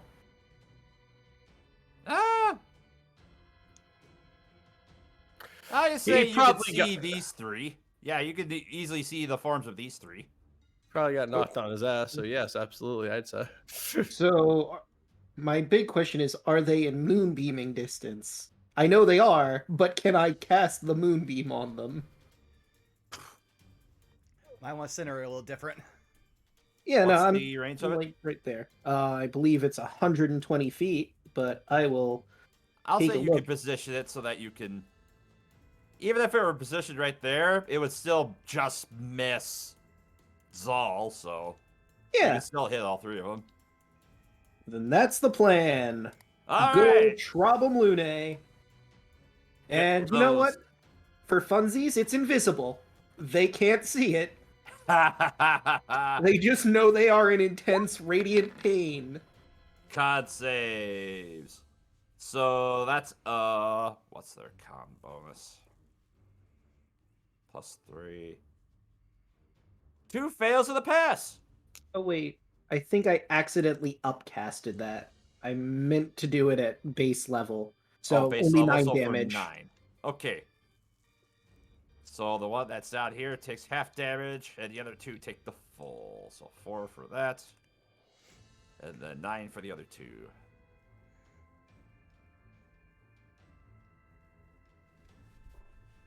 And you know what? While we're here, let's spend a bonus action to jinx this one. Just, I feel like he should have blue fire on him. So whatever attacks on that one next gets advantage. Gotcha. All right. I assume that's it for your turn? Yep, that'll do. All right, Zeno, you're up. Well, you know what it's time for. I'm gonna moves. I've been doing the measurements and all that, so I can do this. Dell's gonna move right here to where he can see the four creatures. All right. As Gonna you roll wade my- through the puddle of slime. Ah, no, I dropped the dice. Dang it. Oh, Ah, fine, it's fine. I'll just grab a different one. D10. All right, where? Leave it to be stepped on later. Leave it as a Roll warning my, for others. D20. You take 5 points for the necrotic damage. Ow. All right, so you were saying. I'm gonna roll my D20 because that fifth, or just to see where this goes first. Okay, sweet. He's gonna aim right here, Mm-hmm. where he can hit all 5 of them with a level 5 shatter. All 4 with level 5 shatter. I see. Yes. Like you aimed it just I'm gonna aim it just right to where I can only hit them and no one else. All right, so con saves. Pass. Pass. Fail. Pass. Hey, I'm gonna roll that. All right. Your sorcery points to re-roll 3 of them? Or 2? 3 of them, so 3d8. Okay. Damn it. Roll20 really wanted you to have that one. It's still 3 Alright. more damage. Yeah.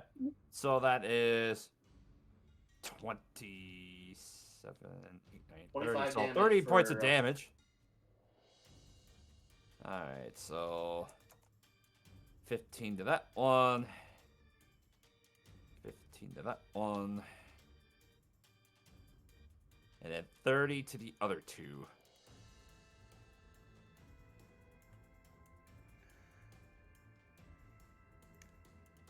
Also, unrelated, I might have just looked up the jump action for no particular reason and discovered, oh yeah, it's still garbage. Yeah, like- in this edition. Like, even if you max out your strength, a long jump is just your strength modifier. So you can clear 5 feet. Woo! Wow. Well, I thought it was your score, not your Ooh. modifier. That's the high jump. No, I thought long jump was your score. I'll double check it. I still got it up on my phone. Long jump. When you make a long jump, you cover a number of feet up to your strength score. Oh, lovely. Then I can actually get out of here without stepping on anything, because I was definitely thinking that Zeno would cast fly. Alright. So, Zeno, anything else for your turn? That's it. The only reason I didn't cast fly this turn because I was like, I want to try to attack. Alright. Yuki's up. Oh, I don't want to step in that slime thing. So you gotta pick me up. Yeah. I will scoop up.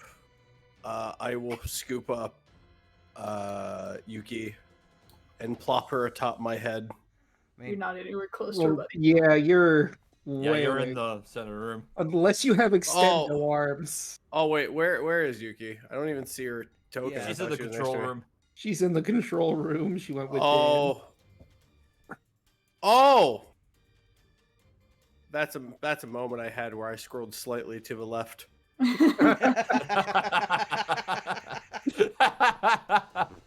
Don't you just hate it when you do that? Yeah. All right. I guess Yuki's gonna hold her action, look it up to Enoch. Yeah. Until someone can move her over to where she can do something. All I right. think that Yuki looks at Enoch, gives her the saddest fucking eyes. Yeah. I am going to cast Shield of Faith on myself, and I'm going to dash right in there. I am the tastier target. Yep. But Not the- first, we've got I Elise's think turn. we're Yeah, skipping Elise me. goes. Yeah, but first we got Elise's turn to go through Rabbit. Oh so- shit. Okay. Yeah. Oh, good. So, Elise. Alright. So, I'm gonna borrow Rue's space for a moment. So question. Would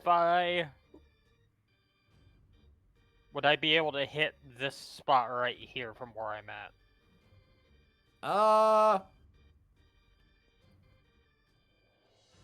Sure. I'll be generous. Alright, well, then I'm gonna go ahead and bonus action Hunter's Mark this plant boy here, and we're gonna take that shot. All right, you get it with advantage because of the glowing blue flame. And you know what? We'll go ahead and sharpshooter while we're at it. All right, 19. that hits. Roll all the damage. Alright, all the damage. And I'll also get a bursting shot. Nice. So there's 20 piercing for the first regular damage, and then an additional 5 for Colossus, 3 for Hunter's Mark, and then the bursting shot, which is 2d6 force damage to it and every creature within 10 feet of it. All right. That's going to be 4 force damage. All right. So for a grand total of 32 to it and 4 to all those other creatures. Excellent. And not All right. Zol, which is what I was hoping to avoid. Mhm. Believe it or not, that's only my first attack. But wait, there's more. It's Billy Mays time. But I'll go wait, ahead and there's more. I'll go ahead and just roll a regular longbow this time. All right. 17. That hits. So 9 piercing and more Hunter's Mark. That's gonna be another 1 Hunter's Mark. So for a total of 10. That one's definitely starting to look rough. Then I will Alright. just move slightly downward and call a turn. All right. So, Tyrant Bane, it's now your turn. As you said for your bonus action, you were casting Shield of Faith, yes? Yep, Shield of Faith, and I'm gonna go ahead and do a dash action and move right here. All Into right. the moonbeam. All right. Into the moonbeam. Oh well. Oh shit. Yeah, the circle. God damn it. There's so many shapes. Although to be fair, it is invisible, so Yeah, you probably can't see it. it would be reasonable that you would walk there. Okay. I would take damage if I walked there. No, because if I moved back, I'd occupy a pace with bigums. All right. Mm-hmm. All right. All right. End of your turn. That'll be a con save for the moonbeam. 2d10 All right. for Con 10 save. damage. Or 5 if you succeed. 18. You pass, so you take 5. Oh, well, that ain't too bad. All All right. Yep, Next. that's me. All right. Next up is Tlad, as he's going to saunter. Briefly, I noticed something that we still gotta do because it didn't get caught in the tracker. Lakanu's turn. She's got an 11 in. Oh, that's right. Oh, let's go ahead and give her turn now then. Yep, My apologies. she'll just move over to there since I can't control her token. So just right in the cluster of everyone. Pull out her longbow and make 3 attacks. All right, short bow attacks. Short bow, yeah. Actually, with Shagabi's blessing, she technically gets 4 now. Oh, good to know. Well, that's a 19 That hits. for 10 damage. Nice. 24 Hits. for 11 damage. And I'm just All aiming right. at the damaged one already, so just let me know if it drops. 24 again Hits. for another 8. All right. And finally, a 17 Hits. for a total of 10. So that's 20, 31, 39 points of damage. Yeah, that one is barely standing at this point. And people say fighters are boring. Yep. Fighters are And great. now, all right. So, Todd's going to reach out, and let's see. Doesn't really have as much for that. I think he'll just try to do a simple ray of frost, but miss. Good job, Tlad. Enoch, it's your turn. Enoch will sigh. She'll just get Yuki under his arm like a football. And as part of his movement action, he will take a long jump, which will literally let him clear this entire area because I have a 14 in strength. Yep. Then he will end his movement, and he will just shout out, oh crap, I forgot his name. Big boy. Zal. Zal. He'll yell, Zal, get back, and I will hold an action to cast Summon Construct the second he moves 5 feet. All right. And as part of Yuki's held action, she's going to do movement. Give me up there, give me up there, give me up there. Me and Coach.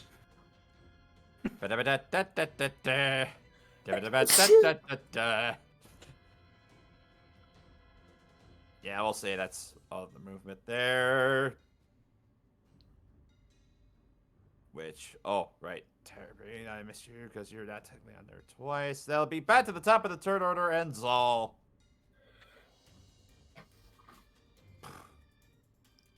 He'll take a few steps back. And he's looking rough, so he'll actually move out of the way of the congestion there. And I would so, assume. that's when this procs. So right behind Tyrant Bane comes a big metal construct that seems to be glowing very hot. Ah. Well, it's not exactly the same thing, but I'll just plant that token there. Yeah. Give me a second here. Everyone's getting to see how I have to pull up all my different Vorn Juniors. It's Warden Jr. He's actually only a size small. Well, not small, Oh, a he does, size though. medium. I just Okay. need a 5-foot space so that way he can hit both of them. There we go.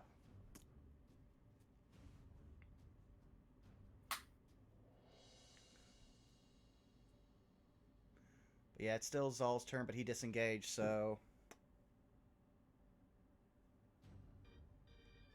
Alright, so that was it for Zal's turn. Next up is Biff, which he's just happy to keep things back there. Or Vex. Great contribution, Biff, really. I should also point out that Biff is standing in the sludge. Now he's not. Just barely not. Not anymore. I mean, we don't want the surprise to be spoiled if he dies. True. Well, also, Would no be one's- tragic. No one stepped in the center sludge. Alright. Okay. Second burst, same as the first. He's going to bonus action hide, tuck himself kind of in here, is poke around the corner. Which one looks the worst right now? The This one that's guy. in front, but as an important point of order, it takes a bonus action to reload the crossbow. Oh, does it now? Okay. So Oh you- well. You do have bonus multiple... action. Yeah, sorry. Eh? I was going But to at point least out you do have an ally within 5 Yeah, feet. you don't have to hide anymore. Yeah. So then, yeah. Bonus action, reload crossbow, and shoot. All right. I'm sure that hits. Yep. So roll 3d6 with sneak attack and the short bow. Or with the crossbow. Plus dex. Yes. Yeah.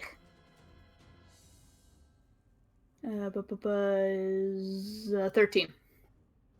Still barely standing. A Come to stiff think of breeze it, can knock it over. I don't think I added that +2 last time, just for the record. Oh. Yeah, in that case it would. That is a stiff breeze. Huzzah! So it collapses into a pile. Congratulations, Orvex, you finally killed something. Yay. Opa! Oppa! I mean, I think he All killed some right. Yuan-Ti back in the day, but that's a long time ago. Yeah. God, All that right. was almost a year ago, wasn't it? Oh my god, it was. Really? I mean, we've Anyway. been playing for close to a year now. All right. Rue, it's your turn. Softly grumbling that that didn't work as well as she had hoped it would. Man,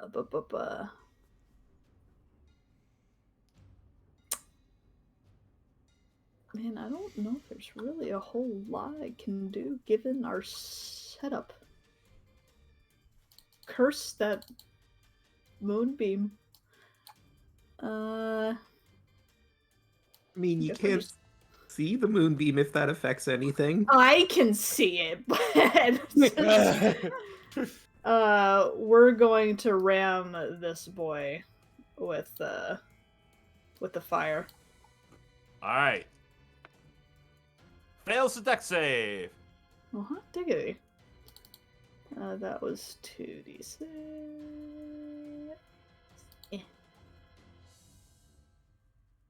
So for a total of 4.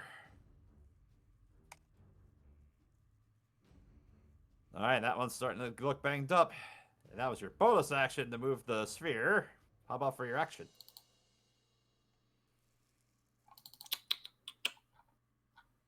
I can't really do anything. Actually, no, I can. Because this boyo's looking hurt. She's just going to go around the puddle. And for Minotaur Lad, we're just gonna do a...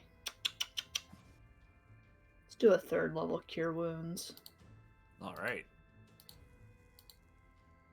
Yeah. Wow. Oh, that I don't know asshole. why every time I do Cure Wounds, it's pathetic. It's very annoying. But yeah, he gets 11.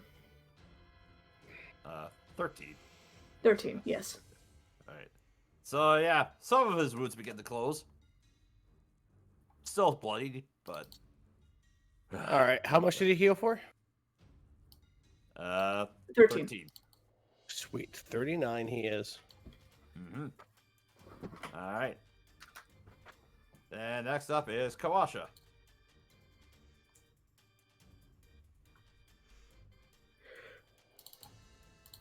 Which is you again, Rabbit. Oh, fuck, yes, that's right, Kawasha. It's fine. We've got multiple character sheets up, man. Yep. Yeah. This guy with the produce flame. Let's see what we got. All right. 17. That hits. A whole 1 fire damage. A whole 1 damage that he takes. Because you can't go less than 1.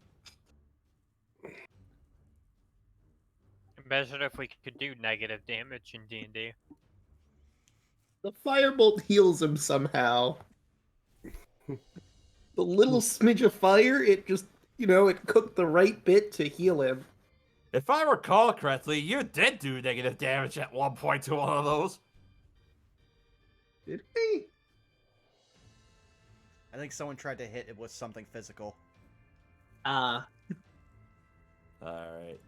Well, Assuming that's it for Kawash's turn. Next up is Yes. going to be the remaining mounds. 9 damage if they fail. 5, 10, 15, 20, 25. Yeah, this one's just going to move over here, not see where the moonbeam's at. It So, still yeah, manages to we'll get hit by start the with fire. the cut saves there. Yep. Yep. Does Tyrant Bane also have to make a save? Well, it's At not. the end of his turn. It's not his turn, so. Yeah, they all failed their save, so they all take 9 points of damage.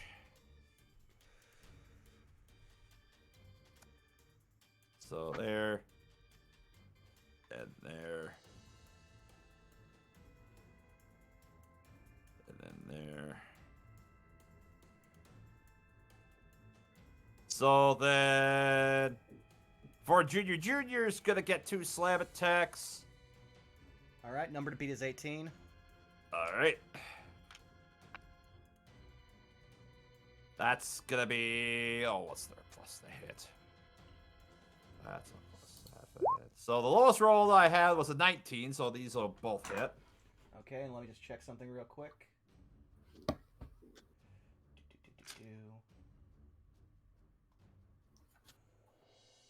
Okay, well that's fine because anyone that hits him immediately takes 1d10 fire damage. Alright.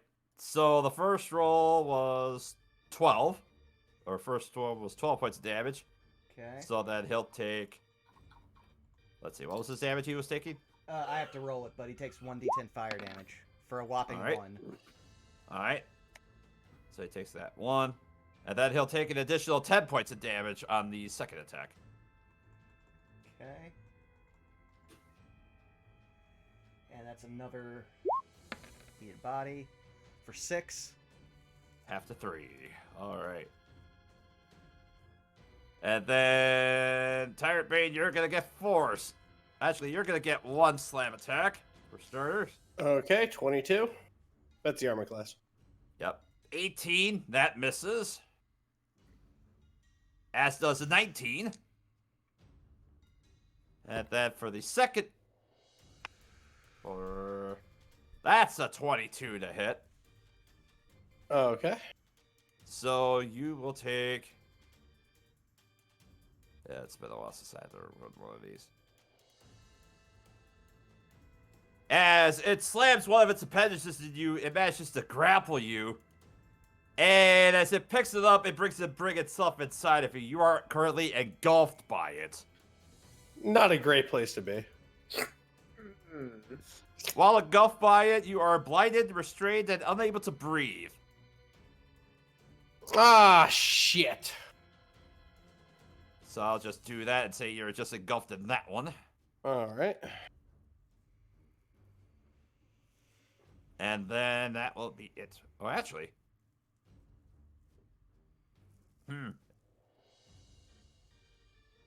You know what? I'm going to play. These things aren't that bright. Give it 10 points of damage back as it's actually going to engulf the poor Junior Well, you inside see, it, too. that's the funny thing. I gotta check all of his condition immunities. Okay, so restrained isn't one of them, but yeah. So that's another 6. All right. That's a spicy construct. Nom. I might have picked Uh-oh. it because I realized that he doesn't do friendly fire, but he does do a lot of fire damage. Unfortunately, I never got to hit with him. All right. Unless there's a So- save I need to roll.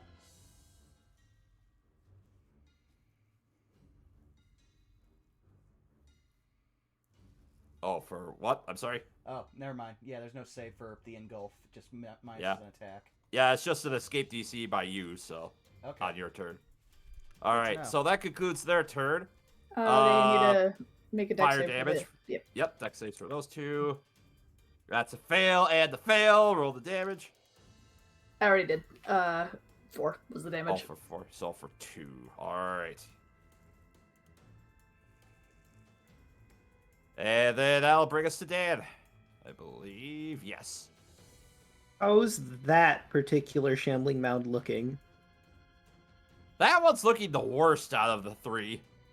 Good. Good. Time to use a spell I've learned from the books. I'm gonna go with a good old Magia Missilia. And I'm gonna slam all those missiles into that one. So that's the first missile. I believe it's 3 on a cast of level 1. So So 5, 9, and wow, 13 almost max damage. damage. Hell yeah. Very nice. I don't like that it ate my friend. It needs to die. Thank you.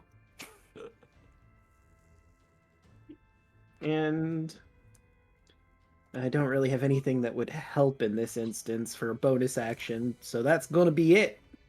All right, Zeno, you're up. Here's a quick question. Could I technically go right here? Sure, I'll say you can take that square. Like he's gonna go around the asset and just end up right there. And using the careful spell meta magic feature, I'm going to make sure that Tyrant Maid doesn't get hit by this firebolt I'm going to cast on this guy. I think your careful spell means that they automatically save, but Well, if it's a fire Yeah. bolt, then he wouldn't hit Tyrant Bank. It's a roll to hit. yeah. That's why I'm doing it, because I'm like, do it as simple as possible. I want to, I want to save Tyrant Bank from this thing. That's a 20. That hits.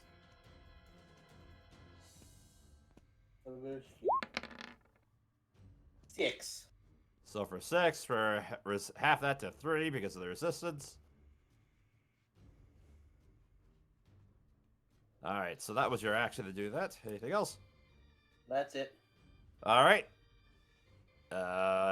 Yuki's up.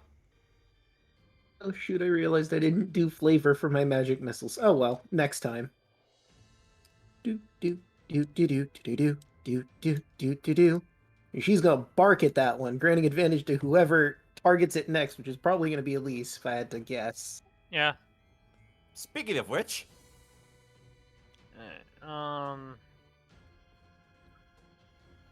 Yeah, I could probably shoot into this thing from here without hitting Tyrant Bane. yeah, probably. Uh-oh. Hold on a sec. There you go. You fixed it. Yep. I was like, I meant to delete the other one. There we go. Hey, well. So, bonus action, this boy's gonna get the Hunter's Mark moved on to him. Gotcha.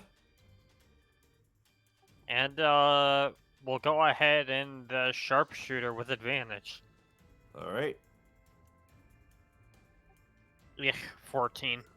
That misses, unfortunately. Alright, well, we'll try it again. Regular. 16? That hits. Alright. It actually 21. applied the sharpshooter with that, so that's fine. I'll lie, right?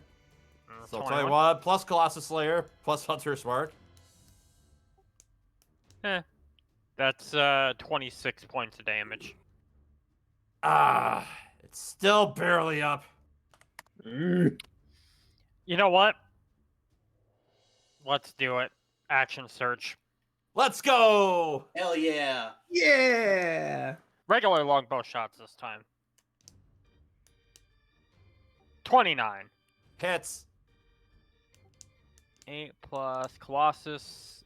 Max Colossus. Wait, no, that's not Colossus. It's supposed to be Hunter's Mark. There we go. So 11. At any rate, it's just enough as Tyrant Bane. You feel the mass begin to collapse as you find yourself in this mass that was a former shambling mound. Now I'm gonna, for my second attack of action search, I'm gonna just step up 5 feet so I can get a little bit better angle on this one. All right. And then last attack is an 18.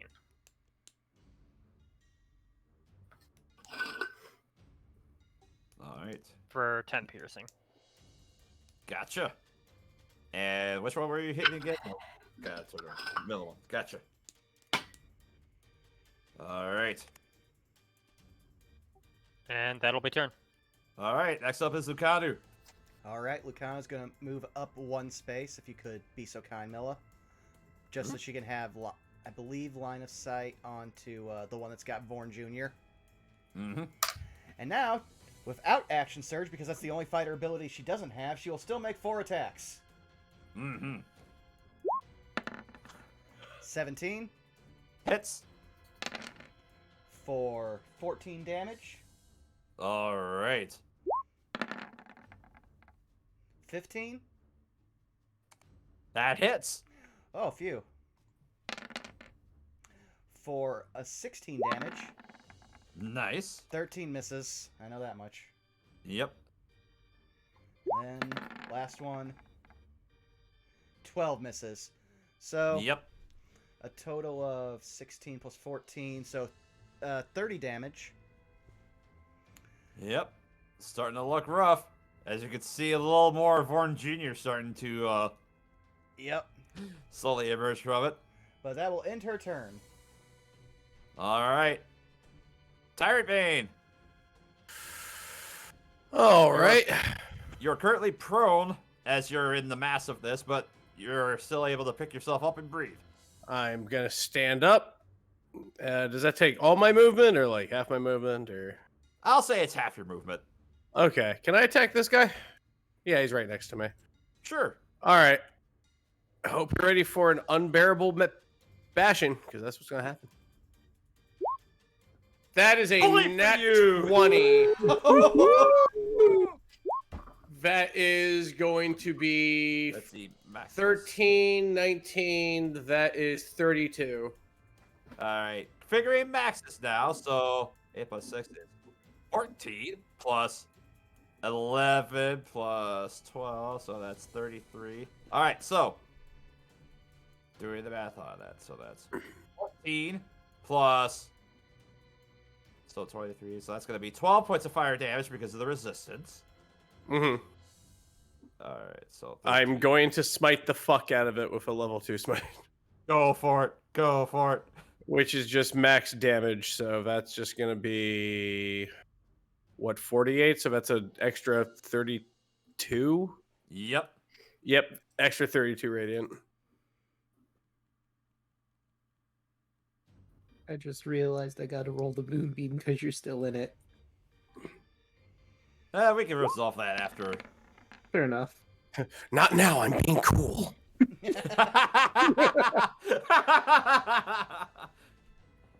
Bad fucking ass. So what's the 48? The 48, it's max damage on a crit, so it's 32. Yeah, for the 32 dice, but you roll your normal dice on top of that as well. Oh, that's unholy. I forgot that. No, it is holy. Yeah, back to first. Oh, that's just Old Testament. So that's an extra 24. So that's 56 radiant. How do you want to take this thing down, Rabbit? A giant gore that explodes into a massive cone of light going out in that direction. Just out of here. I just Goldberg the thing from a kneeling position, and then I'm gonna go ahead and scoot over here. Now it's Billy Mays time. But wait, there's more. Oh, I do have another attack. Could I? Yeah. All right. Hold on. Okay, that one's a 14. That one's sane. Billy Mays here for the Paladin class. Yeah. But I'm still not done. Yeah, a 14 will miss, unfortunately. Okay. But you That's are outside fair. the moonbeam now. There we Yeah. go. Ooh. Yeah, I'll be nice and say if you moved out of it. So yeah, we're good. All right. Radical. Next up is Talad. Who is looking towards you, Dad. He's going to take inspiration from that, and he's going to also cast Magic Missile. this one is actually going to be at 3rd level. Oh, he's getting Alright. this Gatling gun ready. The magical Gat. Oh, let's go. Let's see. 10. Okay. 10, 19, and 21. So you roll 21 points of force damage on them. 21. Alright, so that is it for Tlad as he did that and moved over there. Enoch, it's your turn. Enoch sighs, noticing how everyone's laid out, and he's just like, alright, time to do this again. And yep, long jump over the puddle, end his movement next to Talad, and then he's gonna start a blasting. As soon as I get all the way over to my sheet, because I've got 4 of them over just blocking out OBS right now. Our stat sheets will block out the sun. That's a 26 Hits. for 8 damage, Alright. and a 14, which will miss. Yep. And at the end of my turn is when Vorn Jr. goes. Alright. So, what do I roll to escape? This will be a strength. I believe it's a strength athletics check Okie dokie. as an action.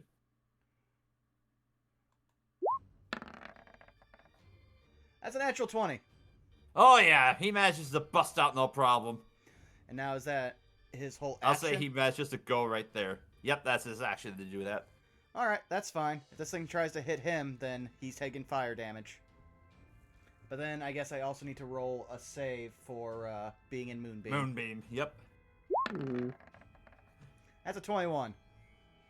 So Alright. that passes, so it takes half damage of... You'll take 8 damage. I'm So definitely 8 going to be damage. casting Mending on him as soon as we're done. Jeez, that was almost max Moonbeam. Why is it when it's not an enemy, I get almost max damage? Because we're an God. almost all caster party. We know nothing of, like, safety ranges. Well, to the contrary of that is Zal's turn. All right. Zal's gonna take up a defensive position right there. He is going to if anything comes in through there, he's gonna bust the fuck out of it. He's too wounded. I'm not gonna bring him in there, and then the Shambler's gonna go ahead and rip his ass apart. Alright. Next up will be Biff's turn. Good job, Biff. Next up is Orvex. Zorvex. Oh boy.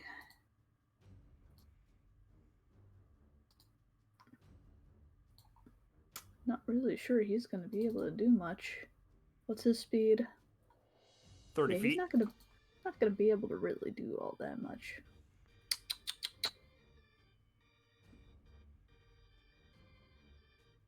Well, that was 25.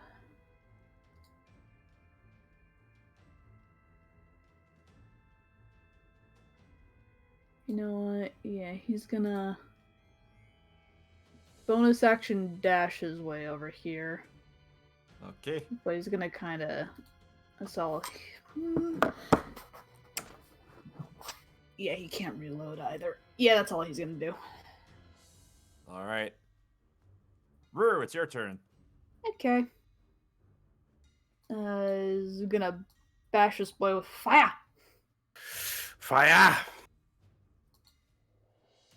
Oh, you stinker! For Dex save. Stop That's a being failure. so low. Good, he takes 1. I'm still helping. That was your bonus action. Sure was. Still don't think I can really do a whole lot for my action though.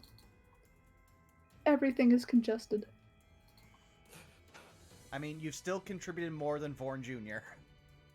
True.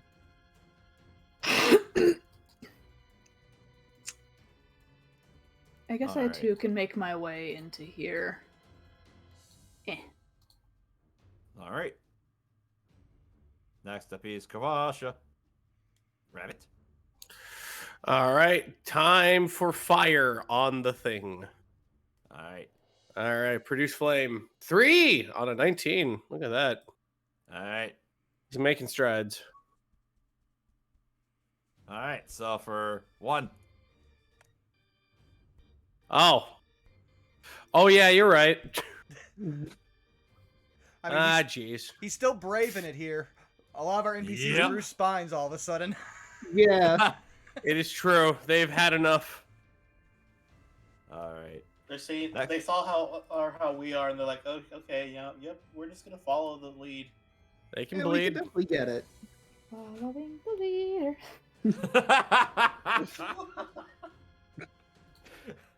All right. Dan, it's Jeez. your turn. I'm torn. I could move the moonbeam as my action to get Vorn Jr. out of there, or I could slam this mound with another magic missile. I'd say do the one that doesn't cost you a spell slot. That's fair.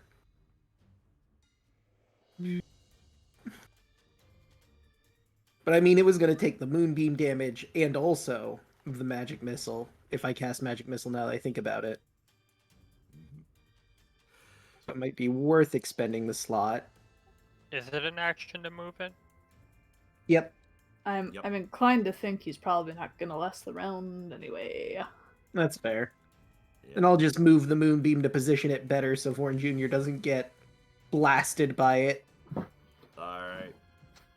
So that's your action. Anything else? No, I'm good. All right, Zeno. Speaking of blasted.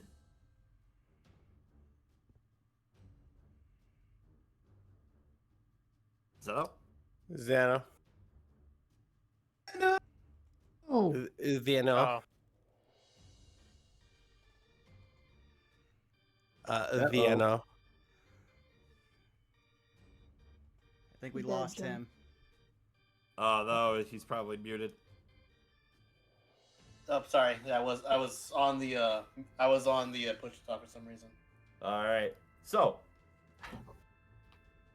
what do you do for your turn? So I am gonna come in right here. and Bless you. Another firebolt on this guy. Bless you. All right, fire bolt. Roll the hit.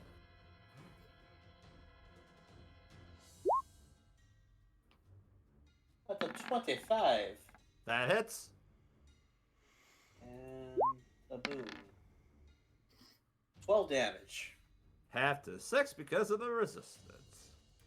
Yeah, the reason, like I said, the reason I'm muted again is because of the fact that I heard my roommates outside the door. Understandable. All right. Anything else for your turn?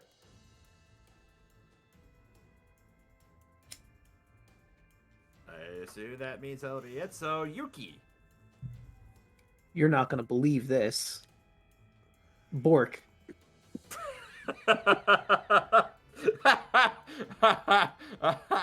Oh, I'm not sure why that got me as well as it did, but that was Jesus Christ. You're not gonna believe a dog pork. All right. Wild, man. It's wild. Hey, All right, bark, Elise. bark.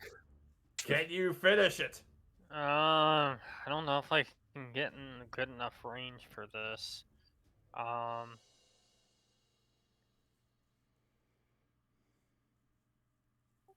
Would this be able to hit him if I got there? Yeah. From there, sure. Alright, well. Gonna get right up to the tippy top corner here. Bonus action, I once again move Hunter's Mark onto plant. All right. And we will try a sharpshooter longbow.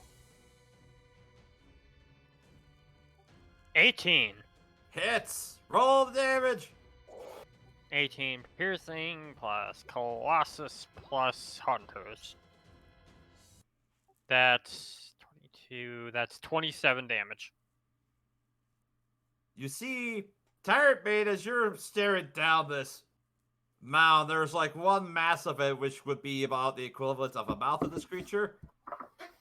It goes open to open this mouth, this mass, and you see an arrow just fly right into it. Mhm. It stops, and it collapses, and stops moving. And as we close out the initiative, that's actually a good place to end our session for tonight. Hey. Hooray! Alright. Yeah. Yeah, they definitely didn't expect any of us to have this many NPCs when they made these maps. Mm-mm. But that was fun. Whew. I'll admit it was a slog of a fight with with NPCs and stuff, but yeah, it turned out that was a good encounter. I'm sorry. Yeah. Well, game, we Again, might want to fault take a that- long rest after this because I'm only down to 2 spell slots. Ooh. I'm doing okay. I've got like 3 level 1s, 2 level 2s, a single level 4, 2 Gonna level say, we- 3s. What did we do? We did a short rest last time, right? Yeah. did. Sure, Yes. I didn't get the chance to get spell slots from that because I'm a ranger. Yeah, I mean, I'll be fine either way, grins and Warlock. Sure will. It's that one meme. You know, LA need a 4 hour. We know. Listen, man, my guy doesn't even sleep. All he gets out of his short rests are literally hit dice and spell slots. But let's start going around the horn since we don't want to keep anyone too long. Caitlin, where can they find you? Hello, I'm Caitlin C37. You can find me on Twitch, Twitter, Hive, Tumblr, and no, not DeviantArt.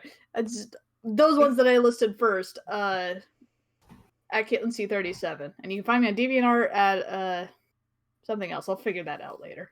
But either way, yeah, all that information is on my Twitter. So if you want to follow me on any of those, my commissions are open. So if you want paintings, find me there. Pantheons. Yeah, we're at the stage where just about everyone is going to be like, well, I guess we have link trees now. Yeah, no, it's a little bit of a pain in the britches. Screw you, Muskrat, for doing this to me. Yeah. But you know, Yeah. Yeah. 100%.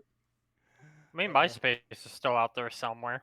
yeah. It exists still? I thought it died long ago. It's an old shriveled mess, but it is still clutching to No, life. no one Caitlin, bought the that's Tumblr. servers. Yep. Damn. My MySpace is still around with probably a Halloween skin on it and nothing touched in generations.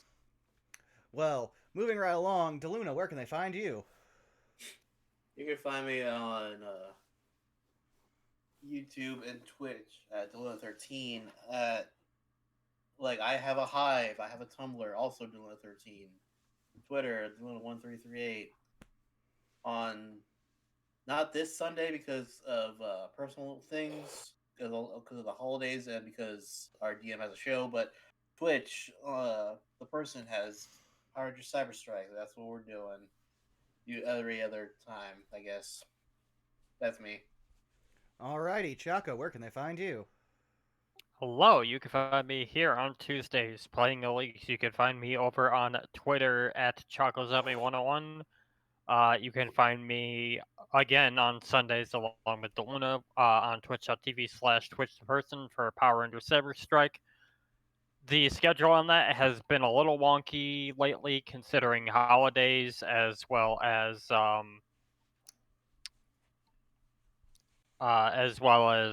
work-related situations. Hopefully we can have a session before the end of the year, but we will keep you posted. Alrighty, Milla, where can they find you?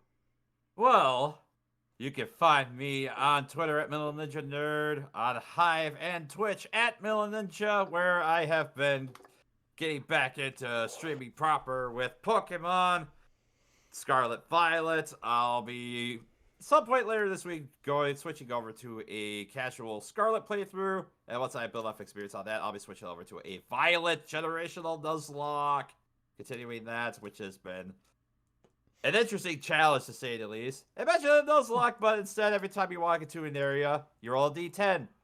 That's the generation of the first Pokemon that you see when you go to pick it up. Roll a 9, guess what? First life generation is what you get. And so on and so forth. And you can also find me Monday nights at twitch.tv/thejake, where we run through Tourney of Heroes, as I like to call it. Horde of the Dragon Queen. Our Horde of the Dragon Queen adaptation for his world. And the party is in the middle of a siege by some sort of raiders. And there's also a blue dragon overhead. It is just past midnight as the party is trying to gather resources in order to help fight back against the raiders. How will we proceed going forward? Tune in then and find out. Alrighty, moving right along to Draco. Where can they find you? Everyone, you can find me on YouTube as Draco Magnus. You can find me on Twitter at DMagnius. I don't have any of those other socials set up yet. I have to get on that. But you can probably find me on those when I get them set up. But anyway, you can find me here on Twitch as Draco_Magnus. I stream Wednesday, Thursday, and Saturdays at 10 p.m. East Standard Time. Obviously, Thanksgiving's coming up. The day before Thanksgiving is going to be the finale of Skyward Sword. That's probably going to be a little after my normal time because I'm going to my mom's place to help her peel potatoes and make a dessert thing she saw online. It's interesting. She found a recipe for Oreo lasagna. You make like the crust with Oreos, then there's pudding and marshmallows in it, and it sounds really good. So I'm going to help her with that. I'm glad you elaborate because the first thing that popped in my head was heresy. Yeah, no, I don't blame you at all. I felt it was highly necessary I explain that. Yeah, at that point, I feel like all of Italy would just come down on you. Yes. Just in the distance. Yes! What are you doing?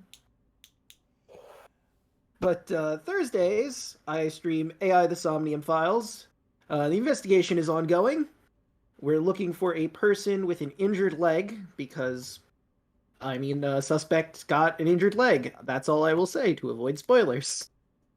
And lastly, on Saturday, I stream Kingdom Hearts Final Mix. We're heading over to Atlanta after we do the Pegasus Cup, and, I didn't ask you till now, DeLuna, will you be coming for this one, or too busy? Yeah, actually, I'll be able to come on because on Saturday I'll be getting back from my little vacation to visit my parents. Right, and DeLuna will be there too. We have to go through my least favorite world. You're gonna hear me bitching a lot in that. Alrighty, well, Rabbit, where can they find you?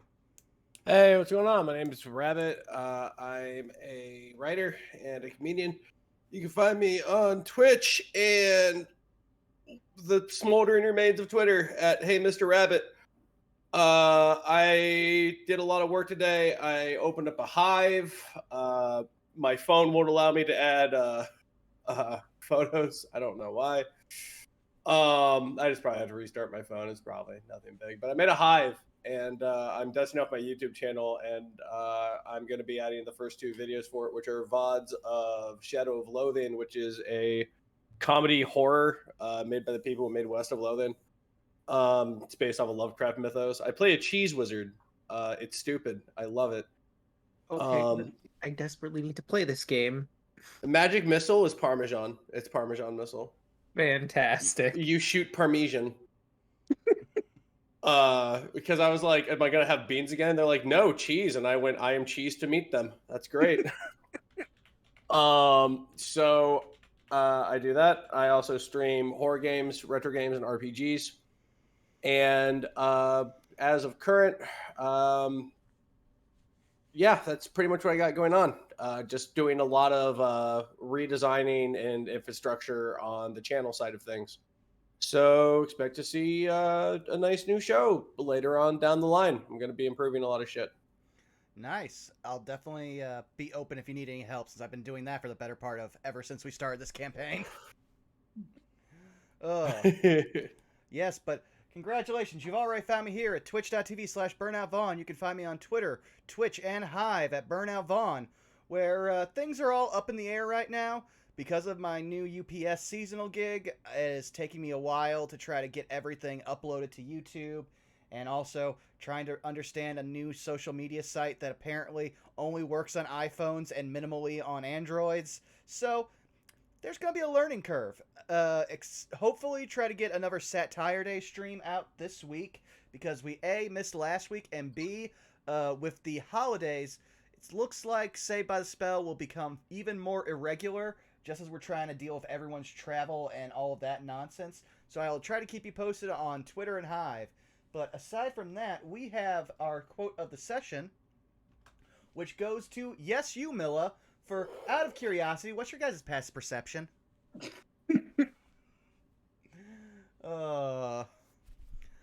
We both love and hate hearing that.